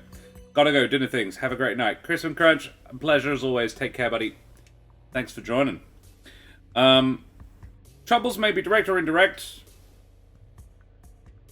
Perhaps it is something they're dealing with on behalf of someone else, maybe carrying that emotional weight for them. At the end of the day, it's actually up to your visitors to help themselves. You're just aiding with the witchy, magic-ish side of things. And then again, if you want your witch to double as an evil, fought by moonlight type, I'd be totally down for that. Actually, maybe I just had an idea for a future expansion page. It's okay for your witch to say no. Say no. Say nothing. Set your own boundaries. Wait, there's more if you want. Other services your tea shop offers can fall under a few umbrellas. The two most obvious are food and divination. Build your food options around your shop. Exquisite fruit tarts, vegan mousse, hearty rabbit stew, hell yeah. Whatever suits the space and your fancy. The food can double as a tool to gain a leg up on solving troubles, or merely an aid to filling the bellies of the weary. One of the most obvious divination choices for a tea shop would, of course, be tea leaf reading. If you'd like to get specific, there are a lot of references out there, possibly in your local library. Here are some of the less grounded, just for some fun ideas. Spectre. The solution is staring you right in the face, but you're looking past it as though it wasn't there. Stop fooling yourself! Or don't be surprised when there's a loud crash in the middle of the night. Pixie Wings, Toadstool, Portable Radio. It's circa 1997. The Rings of Saturn. Fun. Tarot is another common and popular divination tool. Again, lots of references out there. You can always substitute tarot likes from your own system or story. You could stick to the major arcana and simplify things in game if you prefer. And just put it out there as someone who has used a tarot deck for some time. Tools like these tend to be something that's more helpful to put the now in perspective versus actually telling the future as it will happen. This is why I've included them as a suggestion for ways to understand and allay the troubles of your visitors.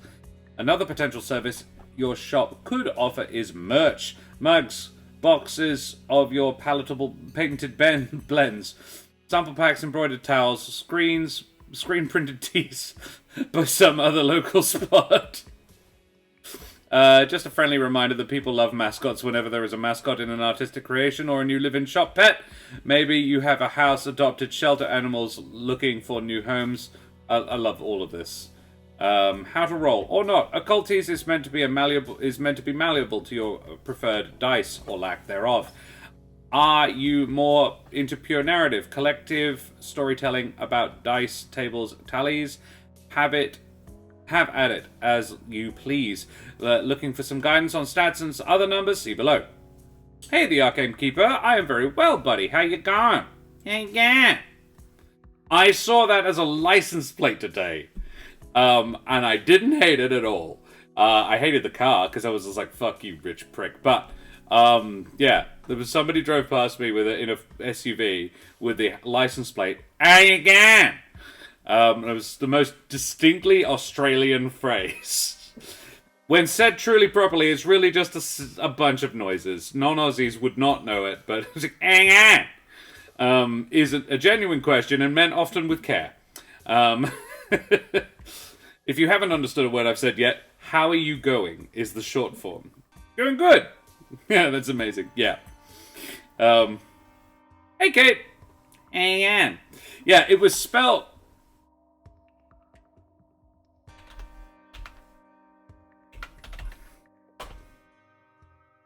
It was spelled like that.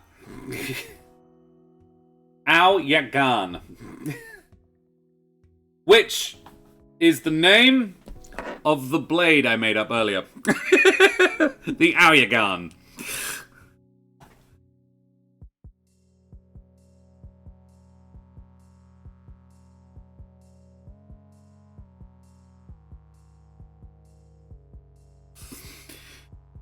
Out of curiosity, is the Squirrelkin still alive? Squirrelkin. Are you referring to... Oh, yeah, Shenanigans. Yeah, Shenanigans is fine. We're actually, Chaotic Goblin, just about to get back into it. Like my local phrase, sup, or subdued. Yeah. Yeah, it basically means the same thing. It's the Aussie equivalent of sup. On that note, how is everybody? Katie Wilsbane, we are very well. Thank you very much for joining. Yeah, we're having a look at some extra spicy solo games. I have played one of them a bit. I Was Once a little bit. And I've had a look at 3 that are about tea. Because I'm a Brit.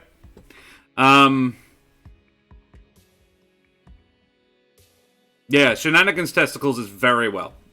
He is currently leading a good portion of his military force to really fuck up some Perch Guard. They're planning to, like, the Perch Guard were planning to take them prisoner, and they're going to turn the tables on them now that they know what they're going to do.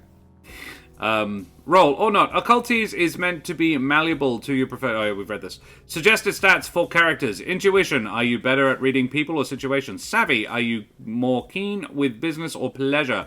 Brewing. What's your style? Other potentials include Secret Circle, sneaky. Web Weaver. That's all about connections. And Tangled Roots. It's family business. Choose 3 stats to suit your character. You have 10 slots total to distribute among those stats. You may spread them out evenly, 3-3-4, or lean into strengths weaknesses more like 6-3-1 or 7-2-1. Wow. Actions connected with those stats will drain your slots one at a time. Any untrained slots will refresh upon a full rest. Proper sleep, not just a nap. Actions not connected with those stats may be considered free, or you could introduce a chance element such as a block tower pull game, or rolling against the DM using d20s. There's no leveling up at the core version of Occulteas currently. Running out of slots in a stat does not mean you are barred from using the action, but you may become strained. You might begin to second-guess your hunches or make spur-of-the-moment decisions where normally you would meditate or break your favorite mug. The horror. When out of slots in a stat, you may act by rolling to try and meet or exceed a necessary number of successes. The number needed should be set by your GM per action per scene. However you choose to roll on your table, present what you want to use to avoid the strain. A tarot pull, a cat cuddle, taking a nap first, or recalling something from earlier that seemed unrelated at the time. Use these things to build your preferred pool. D6s, 10s, why not even show some slove to the D12s? Your call. If you're successful, you may act without strain, pulling on your inner reserves of strength. If you fail, you may choose to accept the failure or move on, or shoulder a lot of strain. A strain slot does not automatically recover on a full rest. For each slot of strain you receive, an additional rest is required. Exhaustion. For example, if you have 2 slots of strain, you will need 3 rests to recover fully. Oh yeah, my Humblewood game is going great. One of the rogues in the party is in jail at Alderheart just before they get to offer the deal with Benna Sheridan, so this might mean a pardon for the favor versus monies. Good call. Yeah. What are they in jail for?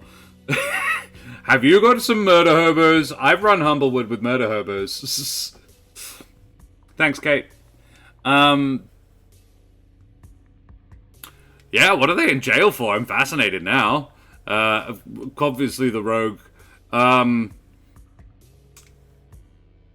Yeah, that's probably a good plan, though. The gang did... My OG group did... They used pretty much exactly that to free Kesh initially. And I was like, yeah, we'll do you this favor, and then she can come help us, maybe. That would be like part of her penance, you know, part of her service, part of her time.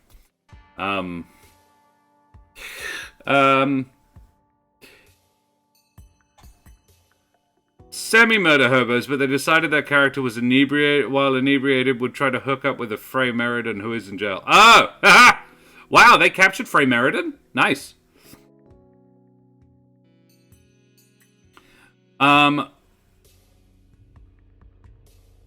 Olivia Hill rule, no fascists allowed. I like it.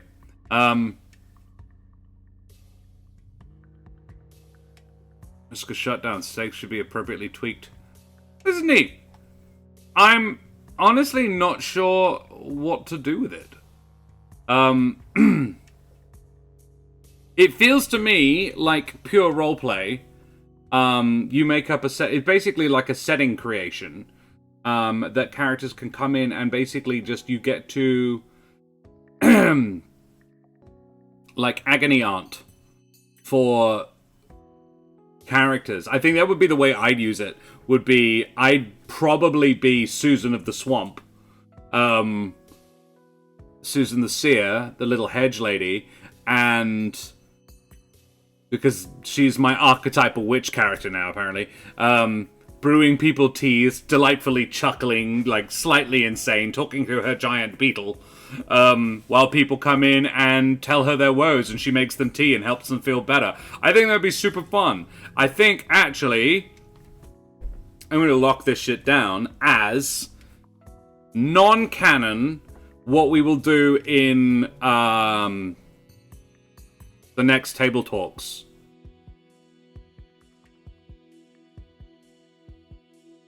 It won't be canon, but like Susan's interdimensional coffee shop, they all go in and have a cup of tea with Susan, either in groups or solo, and she just chats to them and gets their, like, how are you feeling, dear?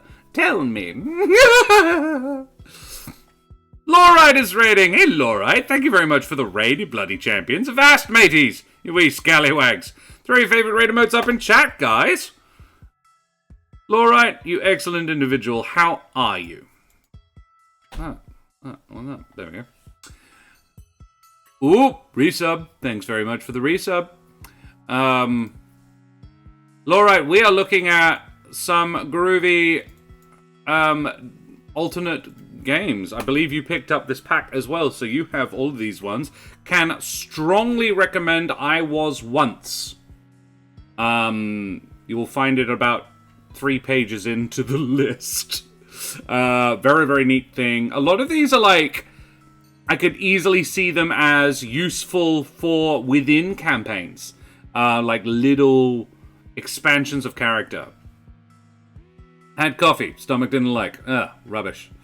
Yes. Ooh, yes. Yeah. I Was Once. Solid game. Really fun. Kind of neat. Kind of like a solo journaling game. Though I definitely, at Crisp and Crunch's suggestion, I am going to use it as a theatre sports game. I think it's going to be really fun like that.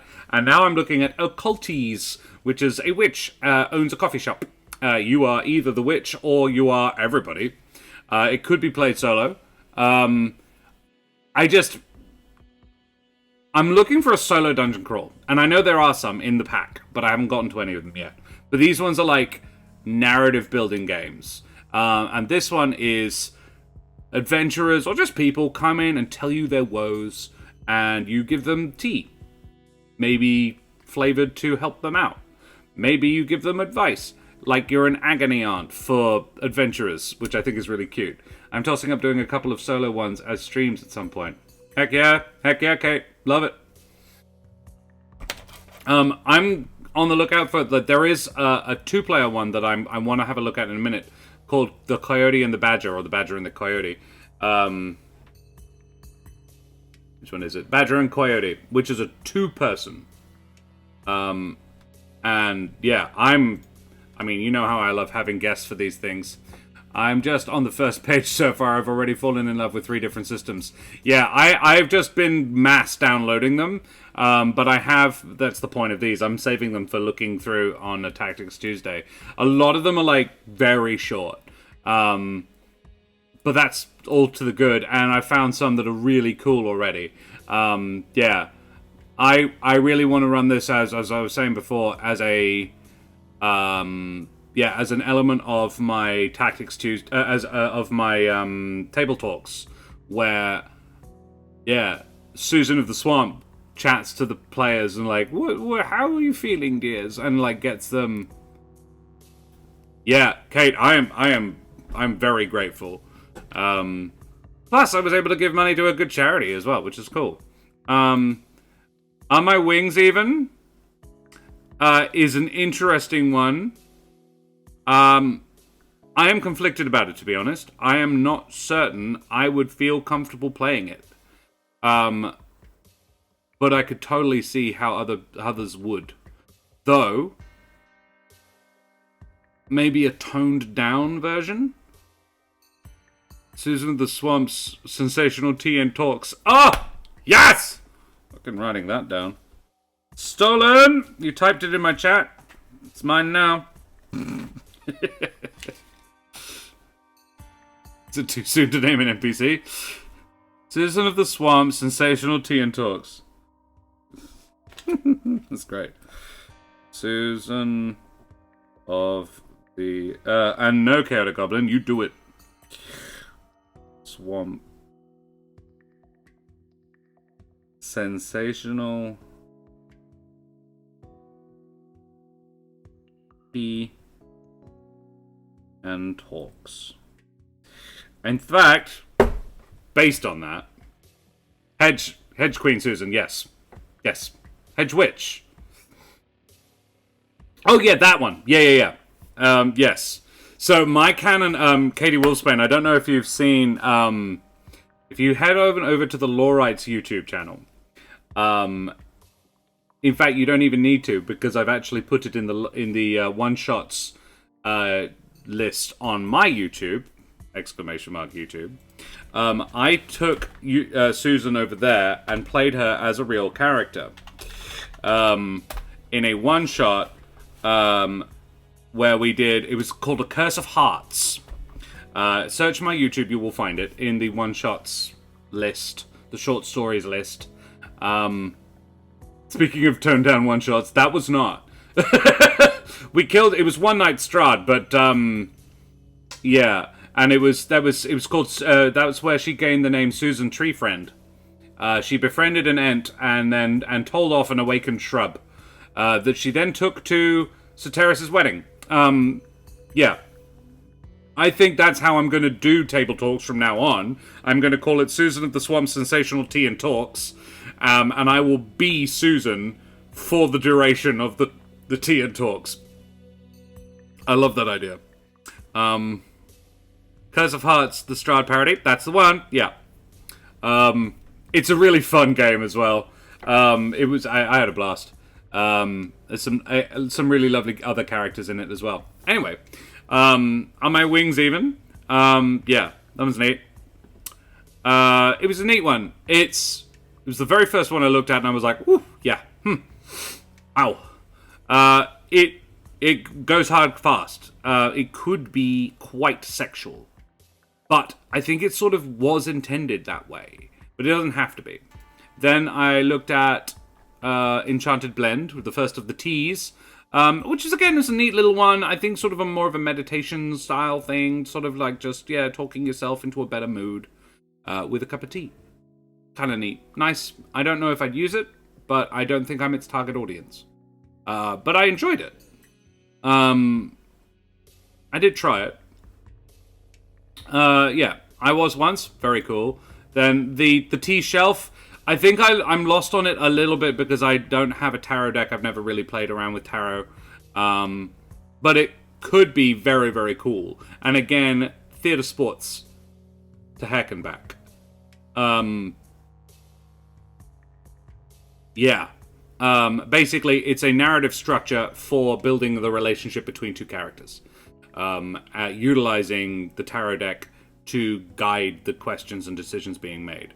Sanitize. Yeah, so Katie Wolfsbane, it was Curse of Strahd, but we call it Curse of Hearts.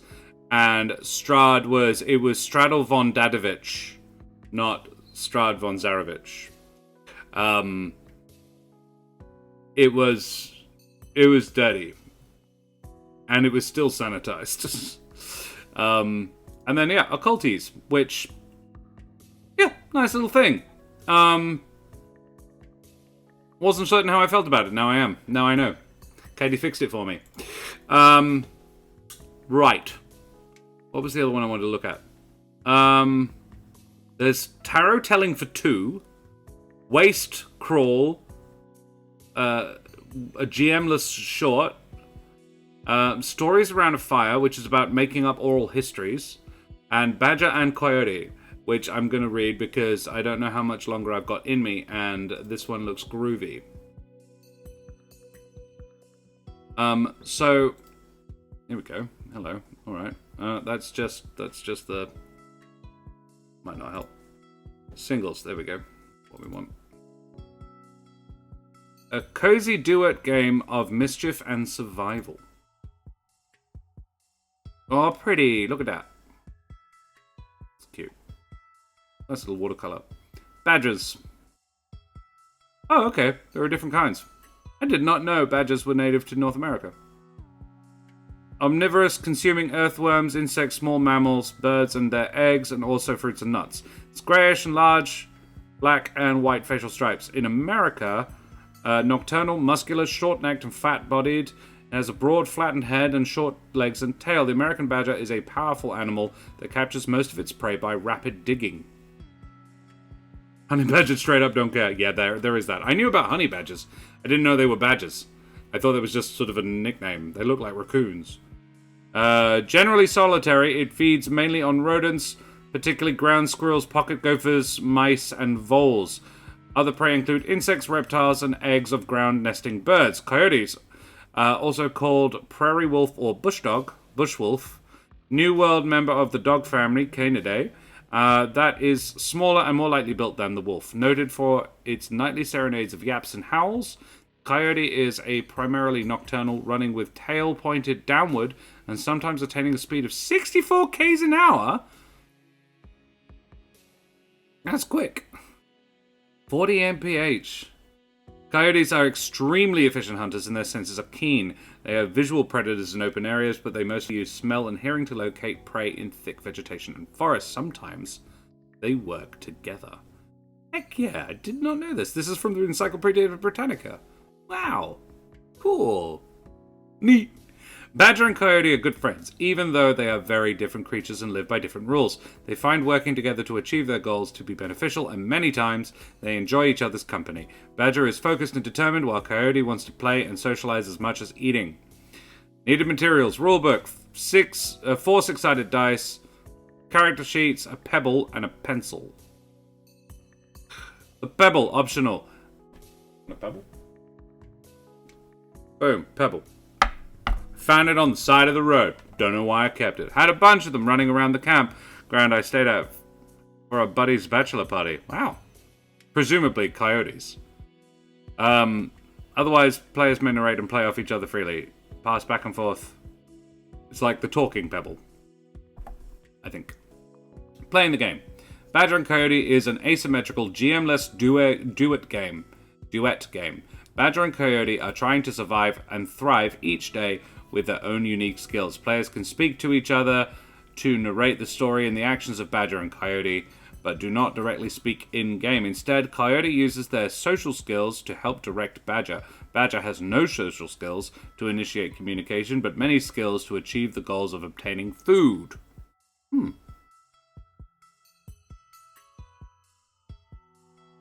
Kept it for this moment and didn't know it yet. Well, exactly. Actually, I kept it because I was pretty certain I'd lost one from a different game, Random Encounters, which is all the way up there, which I took in to run with the kids that I teach, and they hecking loved it. It's a rules-light TTRPG. What a surprise, a bunch of theatre kids enjoyed that. And it was all the neurospicy ones that liked it the most. The normies didn't really get it.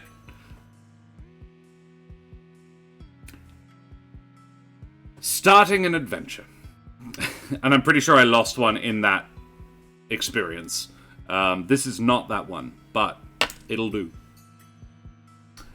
2004, I spent Easter in Death Valley. Of course you did. One of the first things the park rangers told us was, do not leave food in the car. Do not open windows if you have food in the car. Coyotes are smart and have little regard for their own safety or yours. Just added the or yours because I think it was important. Starting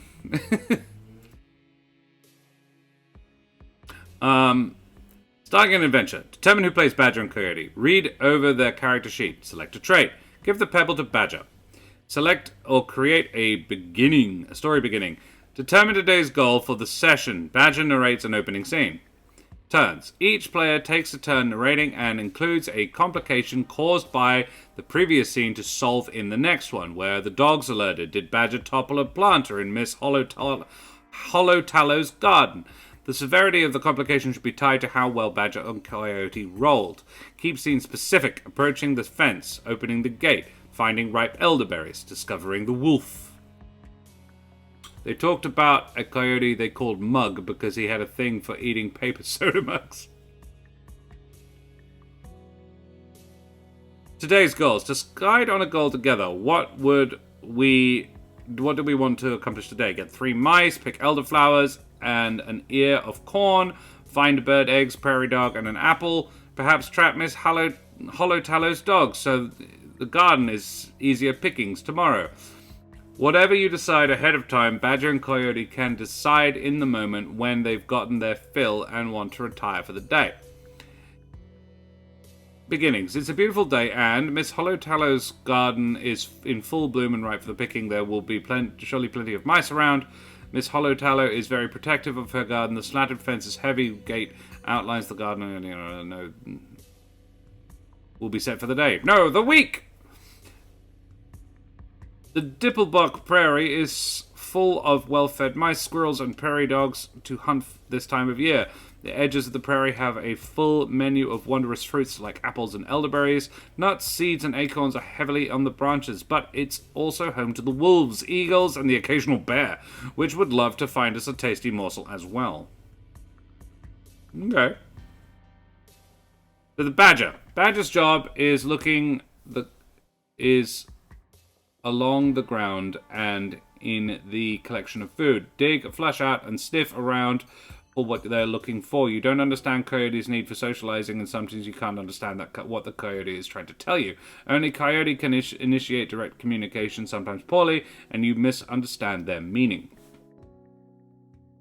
Skills. Flush, burrow, dig, trap, sniff. Traits. Cantankerous, ornery, focused, amicable. It feels like opposite things, cantankerous and amicable. You can perform any action you want, but when the outcome is unknown, build a dice pool and roll. Using your skills or help. Getting help gives you a boost. You can still complete some of your tasks in a horrible outcome, but something also goes very wrong. Outcomes. 1, horrible. 2, pretty bad. Okay-ish, so everything from no complication to a major complication. Build a D6 dice pool. 1 for role-playing your trait. 1 for using a skill, and 1 if you have Coyote's help. Take the highest die rolled to determine the degree of success. Oh, okay, so you don't get to add. Hey, Bolly! Badgers are kind of like that, though. They have mood swings. I have not interacted enough with badgers. Evidently. Coyote. Coyote's job is to keep lookout and provide direction, spotting prey for threats, pouncing when the time is right, and more importantly, directing Badger in calming situations with your superior social skills. You want food too, but that doesn't mean you can't have fun, or just need to run in without a plan. Skills. Hunting, spot and pounce. Social, bow, paw, and dance. Traits. Cautious, skittish, smoldering. Carefree. Actions. Choose a stat number between 1 and 5. The lower the number, the better at hunting you are. The higher the number, the better at social you are. Okay. When taking an action, roll a d6. If using a hunter skill, you want to roll above your number to succeed. If you're using a social skill, you want to roll under your number to succeed. Ah, okay. So that's your skill number. So you can either be really good at hunting or really good at social, or somewhere in between. I have never cuddled one, but still want to have a nice big amicable cuddle with that cantankerous bugger. Fair. They do look like they would be fun. By the way, have you reviewed the Orc licensed draft yet? No, I have not.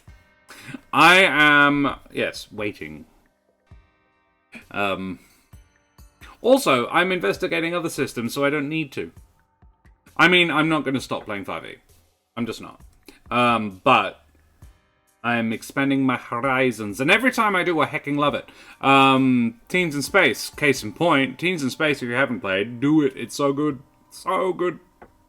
The more of these I investigate, the more of these I check out, the more I realize how drawn I am to narrative and character-based interactions, not so much I don't mind combat, but it's not my vibe. I'm a Pathfinder guy through and through. That's why I've been reading the ORC draft. Right.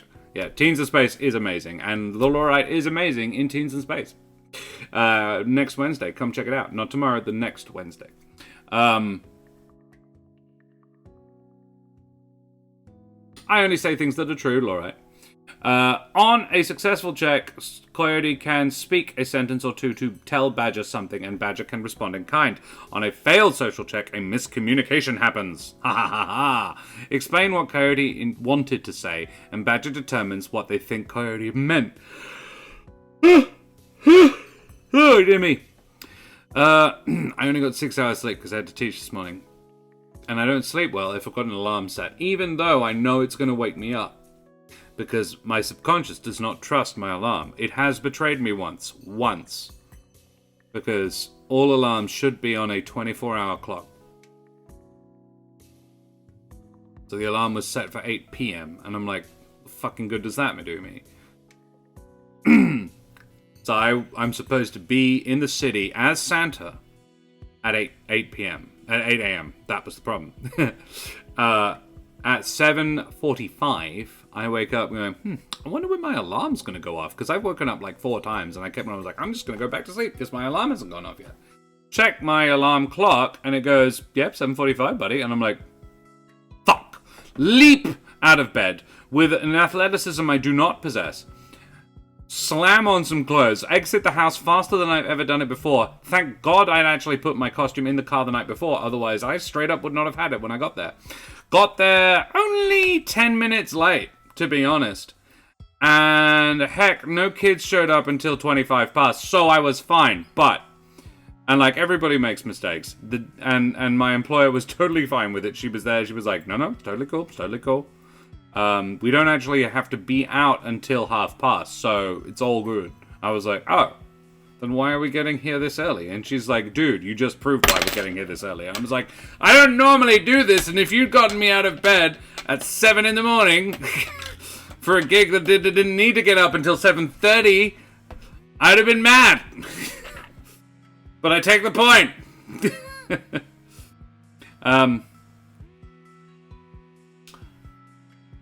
Explain what Coyote wanted to say, and Badger determines what they think Coyote meant.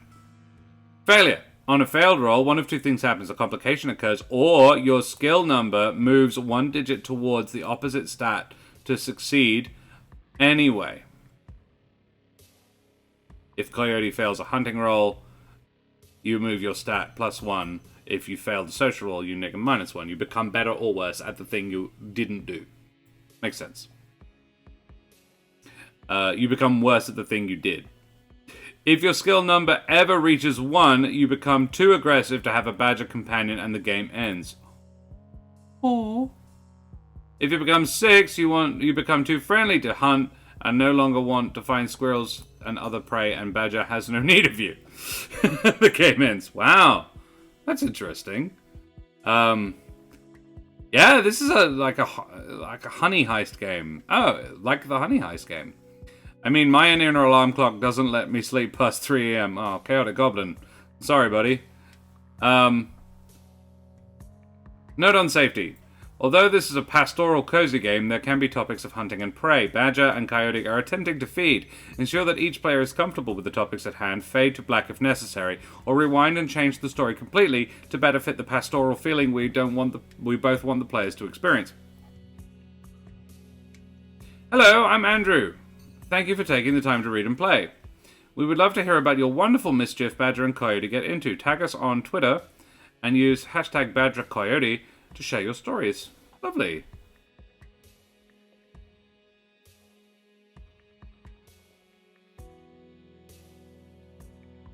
Asymmetrical GM-less duet game. Andean. It's cute. I like it.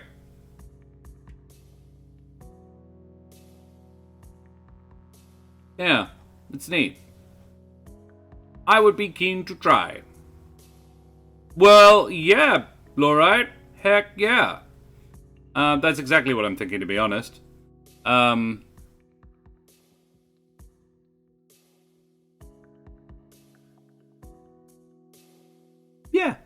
that's really cute.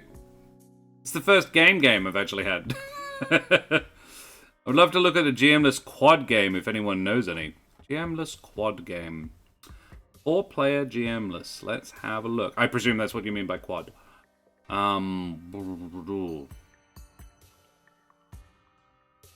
Wastecrawl. Role-playing game. 1 to 8 players. Become post-apocalyptic heroes. Explore an irradiated wasteland. Gather a deck of cards, some 6-sided dice, a pen and paper, and some tokens. It is 2 pages. How about that, Bolly? Wastecrawl. Exactly what I mean. Being a forever GM means I need to find other ways to play. I know, right? Alright, let's have a look at Wastecrawl. I'm gonna zoom in a bit because I can't see shit. These are funny shaped pages. Come on, where's the zoom?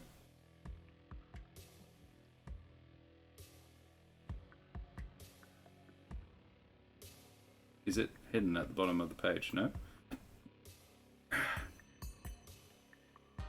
Oh, there it is. Can't see for looking. No, I don't. No! I want to zoom, damn it. Yeah, that. There we go. Character creation. Characters have names, suits, quests, injuries, supplies, and inventories. The suit indicates the character's speciality, terrain, type, and which queen is in the character's quest. Which queen is the character's quest.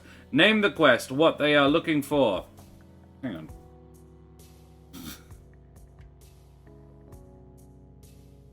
Okay.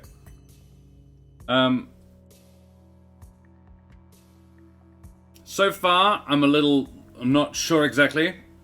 Name the quest, what they're looking for. What are they looking for? It could be a water chip, Bibles written in Braille, a man who shot them in the head, even a half-buried Statue of Liberty to yell at. Supplies. Needed to live and travel. Max 20. Character start with 0 injuries, 20 supplies, and 1 chosen relic. Wasteland creation. Place a joker in the play area.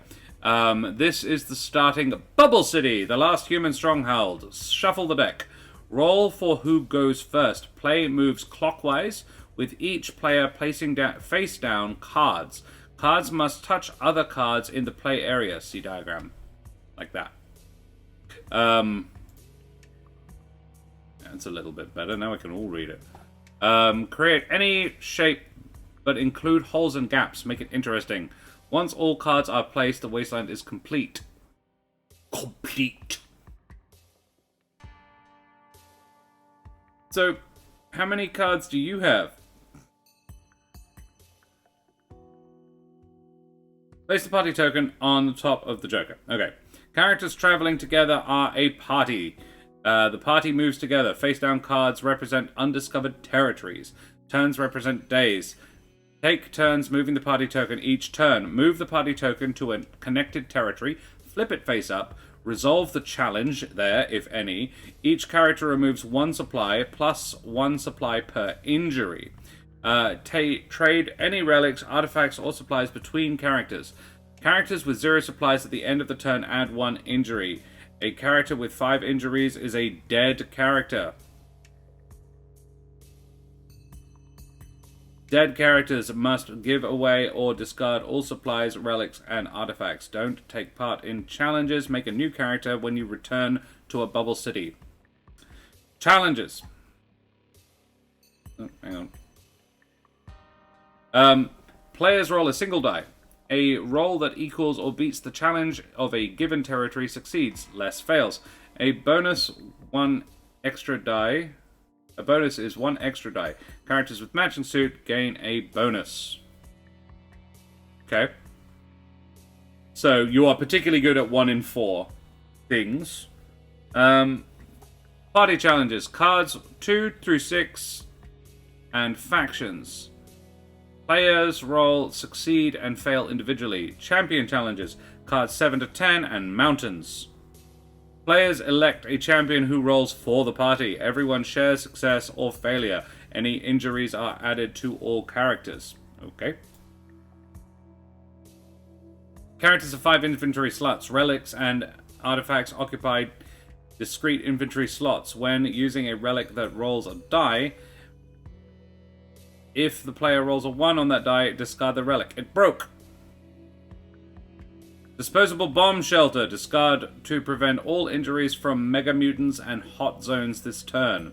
Energy weapon. Bonus against mutants and factions. Map. Discard to roll a die. Flip that many distant territories that were connected.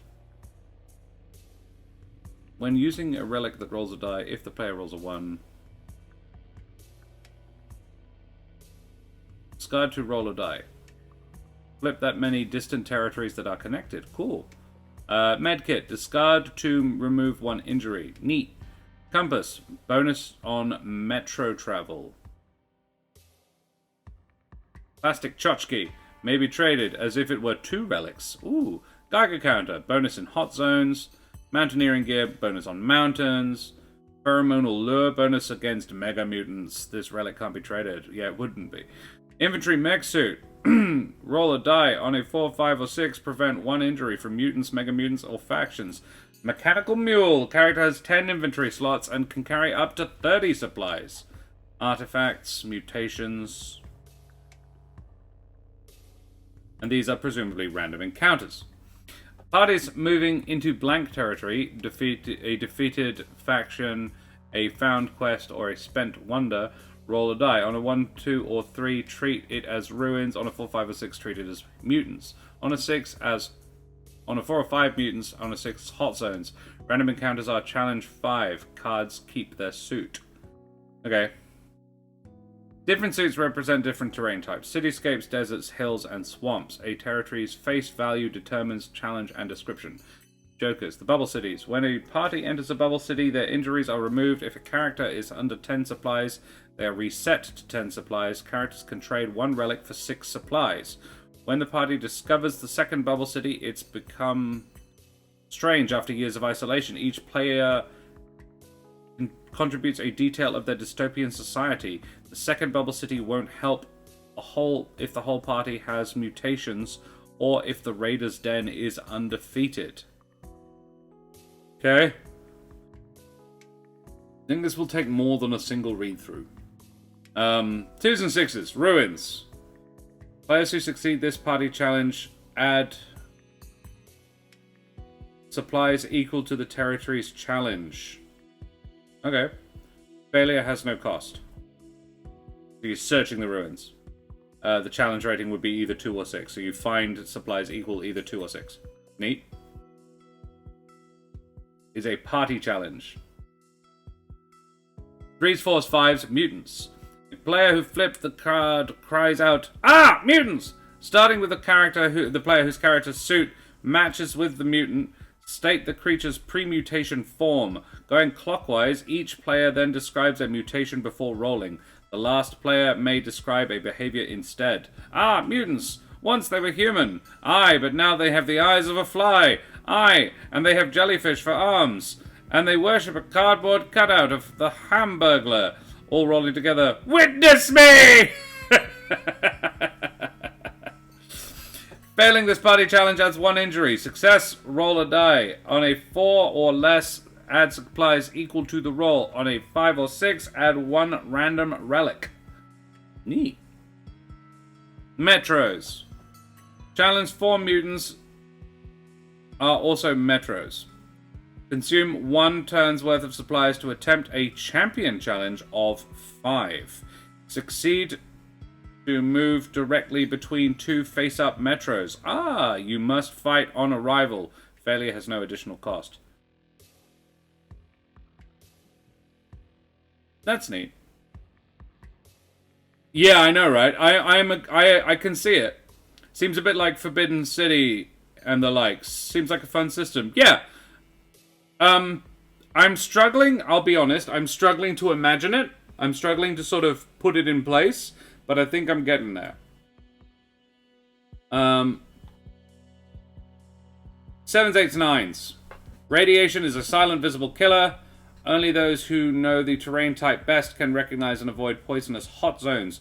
Failing this champion challenge adds 1 injury to each character. Each injured character should roll a die. On a 4, 5, or 6, add 1 random mutation.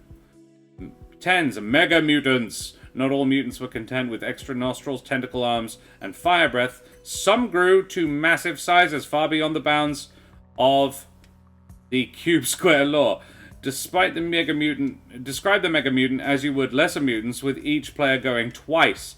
Failing this champion challenge adds 2 injuries to each character. So the party has to select a champion. Success allows the party to escape uninjured if this card was flipped this turn. Otherwise, the party steals 7 supplies per character, 1 random relic, and 1 plutonium rod. These may be stolen once per mega mutant per game.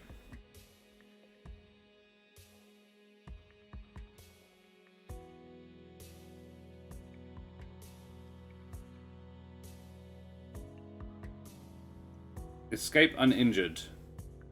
Otherwise, so you have to go back a second time to steal the stuff. Yes? I mean, everyone does need plutonium. It's the universal constant, right?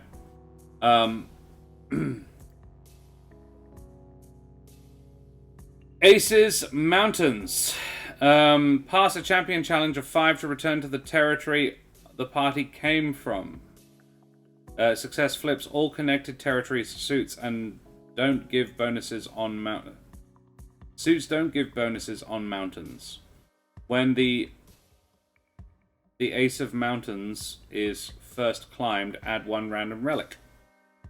Okay. So mountains are... That's a little confusing. Mountains are both a terrain type. Oh, no, okay. Mountains are not a terrain type. Ace of Spades. Yeah. The Ace of Mountains. Oh, the Ace of Spades mountain, which is the Ace of Swamps. The Mountain of Swamps. The Swamp Mountain. Like it was played with a standard deck of cards. Yeah.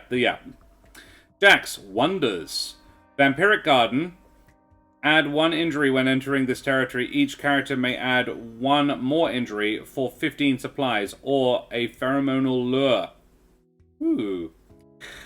Holy Glow. A character may choose to remove their injuries here. For each injury removed, roll a die. On a 5 or 6, add a 1 random mutation. Okay. Snake Cake Factory. Characters add 20 supplies each. Roll a die. On a 1 or 2, this territory becomes blank territory. Oh. Buried military facility. Roll a random encounter each turn here. Add 3 injuries to a character to remove their mutations, or trade 6 plutonium rods for the bomb. Yeah, on a 1 or 2 you ate all the snake cakes. Yeah, exactly. Yum, yum, yum, yum, yum, yum. How many plutonium rods can you get? 10s. 6 plutonium rods. I mean, you can get plutonium rods otherwise, can't you?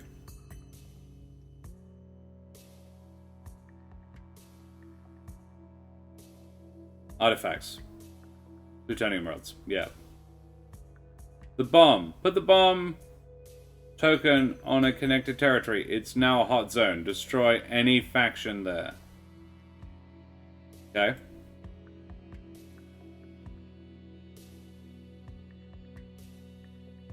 Alright. 10. Kings. Factions. Players may choose to battle factions. Psionics and greenskin cannibals may battle parties with no mutations. Factions fight as a challenge.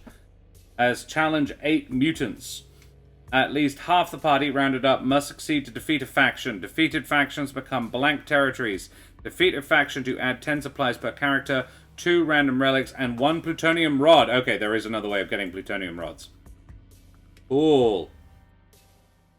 Psionics characters may trade 1 relic to flip 3 distant face-down territories, or trade 2 relics to heal the whole party's injuries. The faction offers evolutionary gift to parties who've defeated the greenskin cannibals.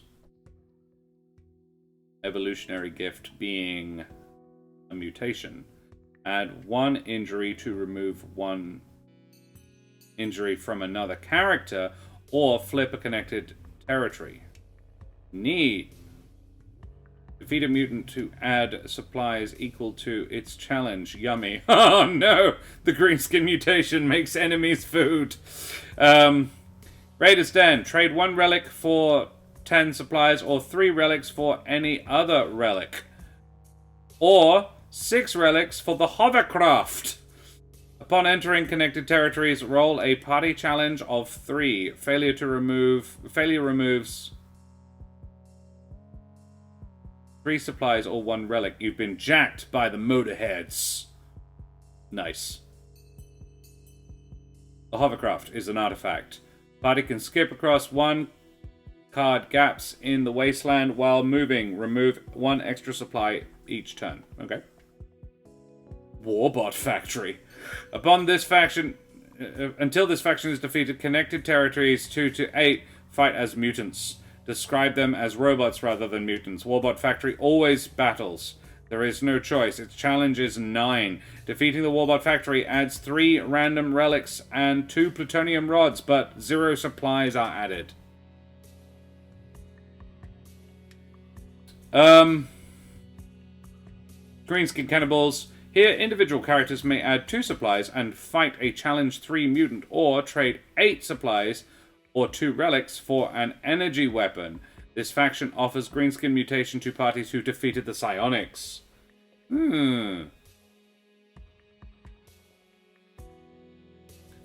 Queens. Quests. What is your character has been looking for? How do they react once they find it? Are they done? Or do they owe the party one last score? When your character first reaches the quest that matches their suit, they add a second suit once per game. When your character finds their quest, their character can add 6 injuries instead of 5 before they are dead. Oh! When another character finds their quest. Okay, your character gets an extra hit point, essentially. Find all quests and use the bomb to win. That do it for you, Bolly? Sounds pretty dope to me, actually. I don't want to play it. I'd have to find like a tabletop sim to do it online, but yeah, that sounds pretty fucking cool. Sounds like an amazing game. I will be reading a lot more into this now. Yeah, called Wastecrawl. By Austin Holm. Yeah, it looks pretty neat. I like it. I like it a lot. I wasn't sure at first, but I am now sure. Yeah. Just for clarification, make it interesting. Holes and gaps. So a hole would be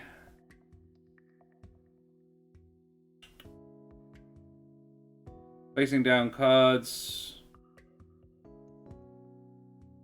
Roll for who goes first. Play must move. The cards must touch other cards in the play area. Create any shape, but include holes and gaps. Make it interesting.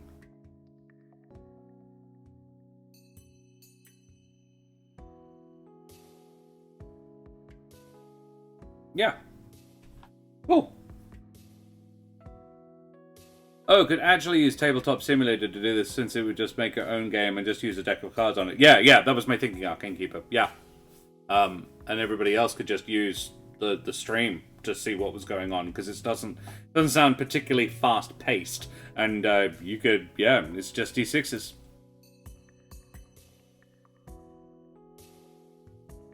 Yeah, very cool. Like it. Keeping that one in the back hole. So holes and gaps would be spaces with no cards. Looks like a really fun one, for sure. Yeah. Discord screen share or instant share of the screen. Yeah, either way. Or Zoom. Can do the same thing. Yeah. Awesome. Well, gents and ladies, I am tired. And I think I should go and drop a raid on somebody. Who haven't I raided in a while? I think I might raid It's Fate's Grip. You know, I've played with Michele a couple of times, and he's a good bloke. Nice, fun guy. Discord is free for over 40 minutes. Yeah, I have a Zoom account, so I pay for Zoom. I find it is more reliable than Discord for video calls, and the voice chat is better quality audio. No judgment, Bolly. I can write it off as a business expense. And yeah, I like the extra quality. And it's actually been ludicrously useful. I would probably maintain it even if I stopped streaming tomorrow. I have family all over the world, so being able to video conference large numbers of people who aren't necessarily Discord literate is kind of handy. Well, gentles and ladymen, I hope you've enjoyed my investigation of these little games, these and little is not in any way to denigrate them. Some really splendid systems here. So yeah, it's been super fun. I hope you've enjoyed. I certainly have. I will absolutely be doing more of this next week as I continue my journey into the depths of small solo indie developers. I think it's really cool. Thank you so much for joining me. I hope you've had fun. I've been Josh the Pirate. You know me. This is who I am. This is what I do. Yeah, you're absolutely welcome. I think we'll go and raid It's Fate's Grip. Drop some love on them. Throw your favorite raid emotes up in chat. Tell Fate's Grip where you came from. I'm Josh the Pirate, of course, as Cove. I stream D&D, but I also am moving more and more in the direction of alternate RPG systems. And I am affiliated with Woodenforge, the creators of WA's finest handcrafted wooden tabletop accessories. I also use Sirenscape for all of the music that you've been listening to this evening, because it's good for background noise, and if you pay for it, it's royalty free. Woodenforge is there, woodenforge.com/Corsairs Cove. Check them out there, and yeah, any things you purchase, we get a cheeky little kickback. They do have some beautiful new things, if you haven't seen them already. This is Chewit, Australian Chewit. The magnets are super strong, and the inserts are padded, so that you can, and I've been looking for him, I couldn't find out, I couldn't remember where I put him. I was halfway through painting him, and I put him in here as a demonstration. So, doesn't look like he'll fit, does he? Fits just fine. And, listen. You cannot hear him rattling around because he's not! He is held tightly, but firmly, gently, in the little pads. You can also fit in these holes a full set of polyhedral dice, full 7 dice in there. So yeah, this is an adventurer's chest. It is made of Australian Tuat. It's quite a light wood, very smooth, very soft. And yeah, it's a really, really beautiful thing. They gave it to me as a present for my 100th Humblewood episode, which was a few weeks ago now. We're up to 104, I think. They also, and this is another present they sent me, I've had a lot of presents recently, they also make these boys as well. They are making commemorative coins! Like this one. This is a Corsairs Cove coin, which is a fun thing to say. And one is winging its way to, I think, Lizelle at the moment, because they won the giveaway. Yeah. So those are all the things I have to spruik, guys. Thank you so much for joining me. We're going to drop a raid over on It's Fate Script. So please throw your favorite raid emotes up in chat. Tell Fate Script where you came from. Show them the love like we always do. I will be back with Rhythm in the Mind and Karen, the Mother of Bunnies, on Thursday night for the start of Season 4 of Monsters and Magic, where the rest of the gang will be joining us next week. But this week, I want to know what happens to Tavernish. The fantastic Mr. Fawkes is going to have a bit of a solo adventure, maybe a little bit, I don't know, perhaps. So we'll see that. We'll hopefully see you guys there. Thank you very much for joining me this evening. Say goodbye, everybody. Bye, everybody. Wait, don't, yeah, that. Bye, everybody.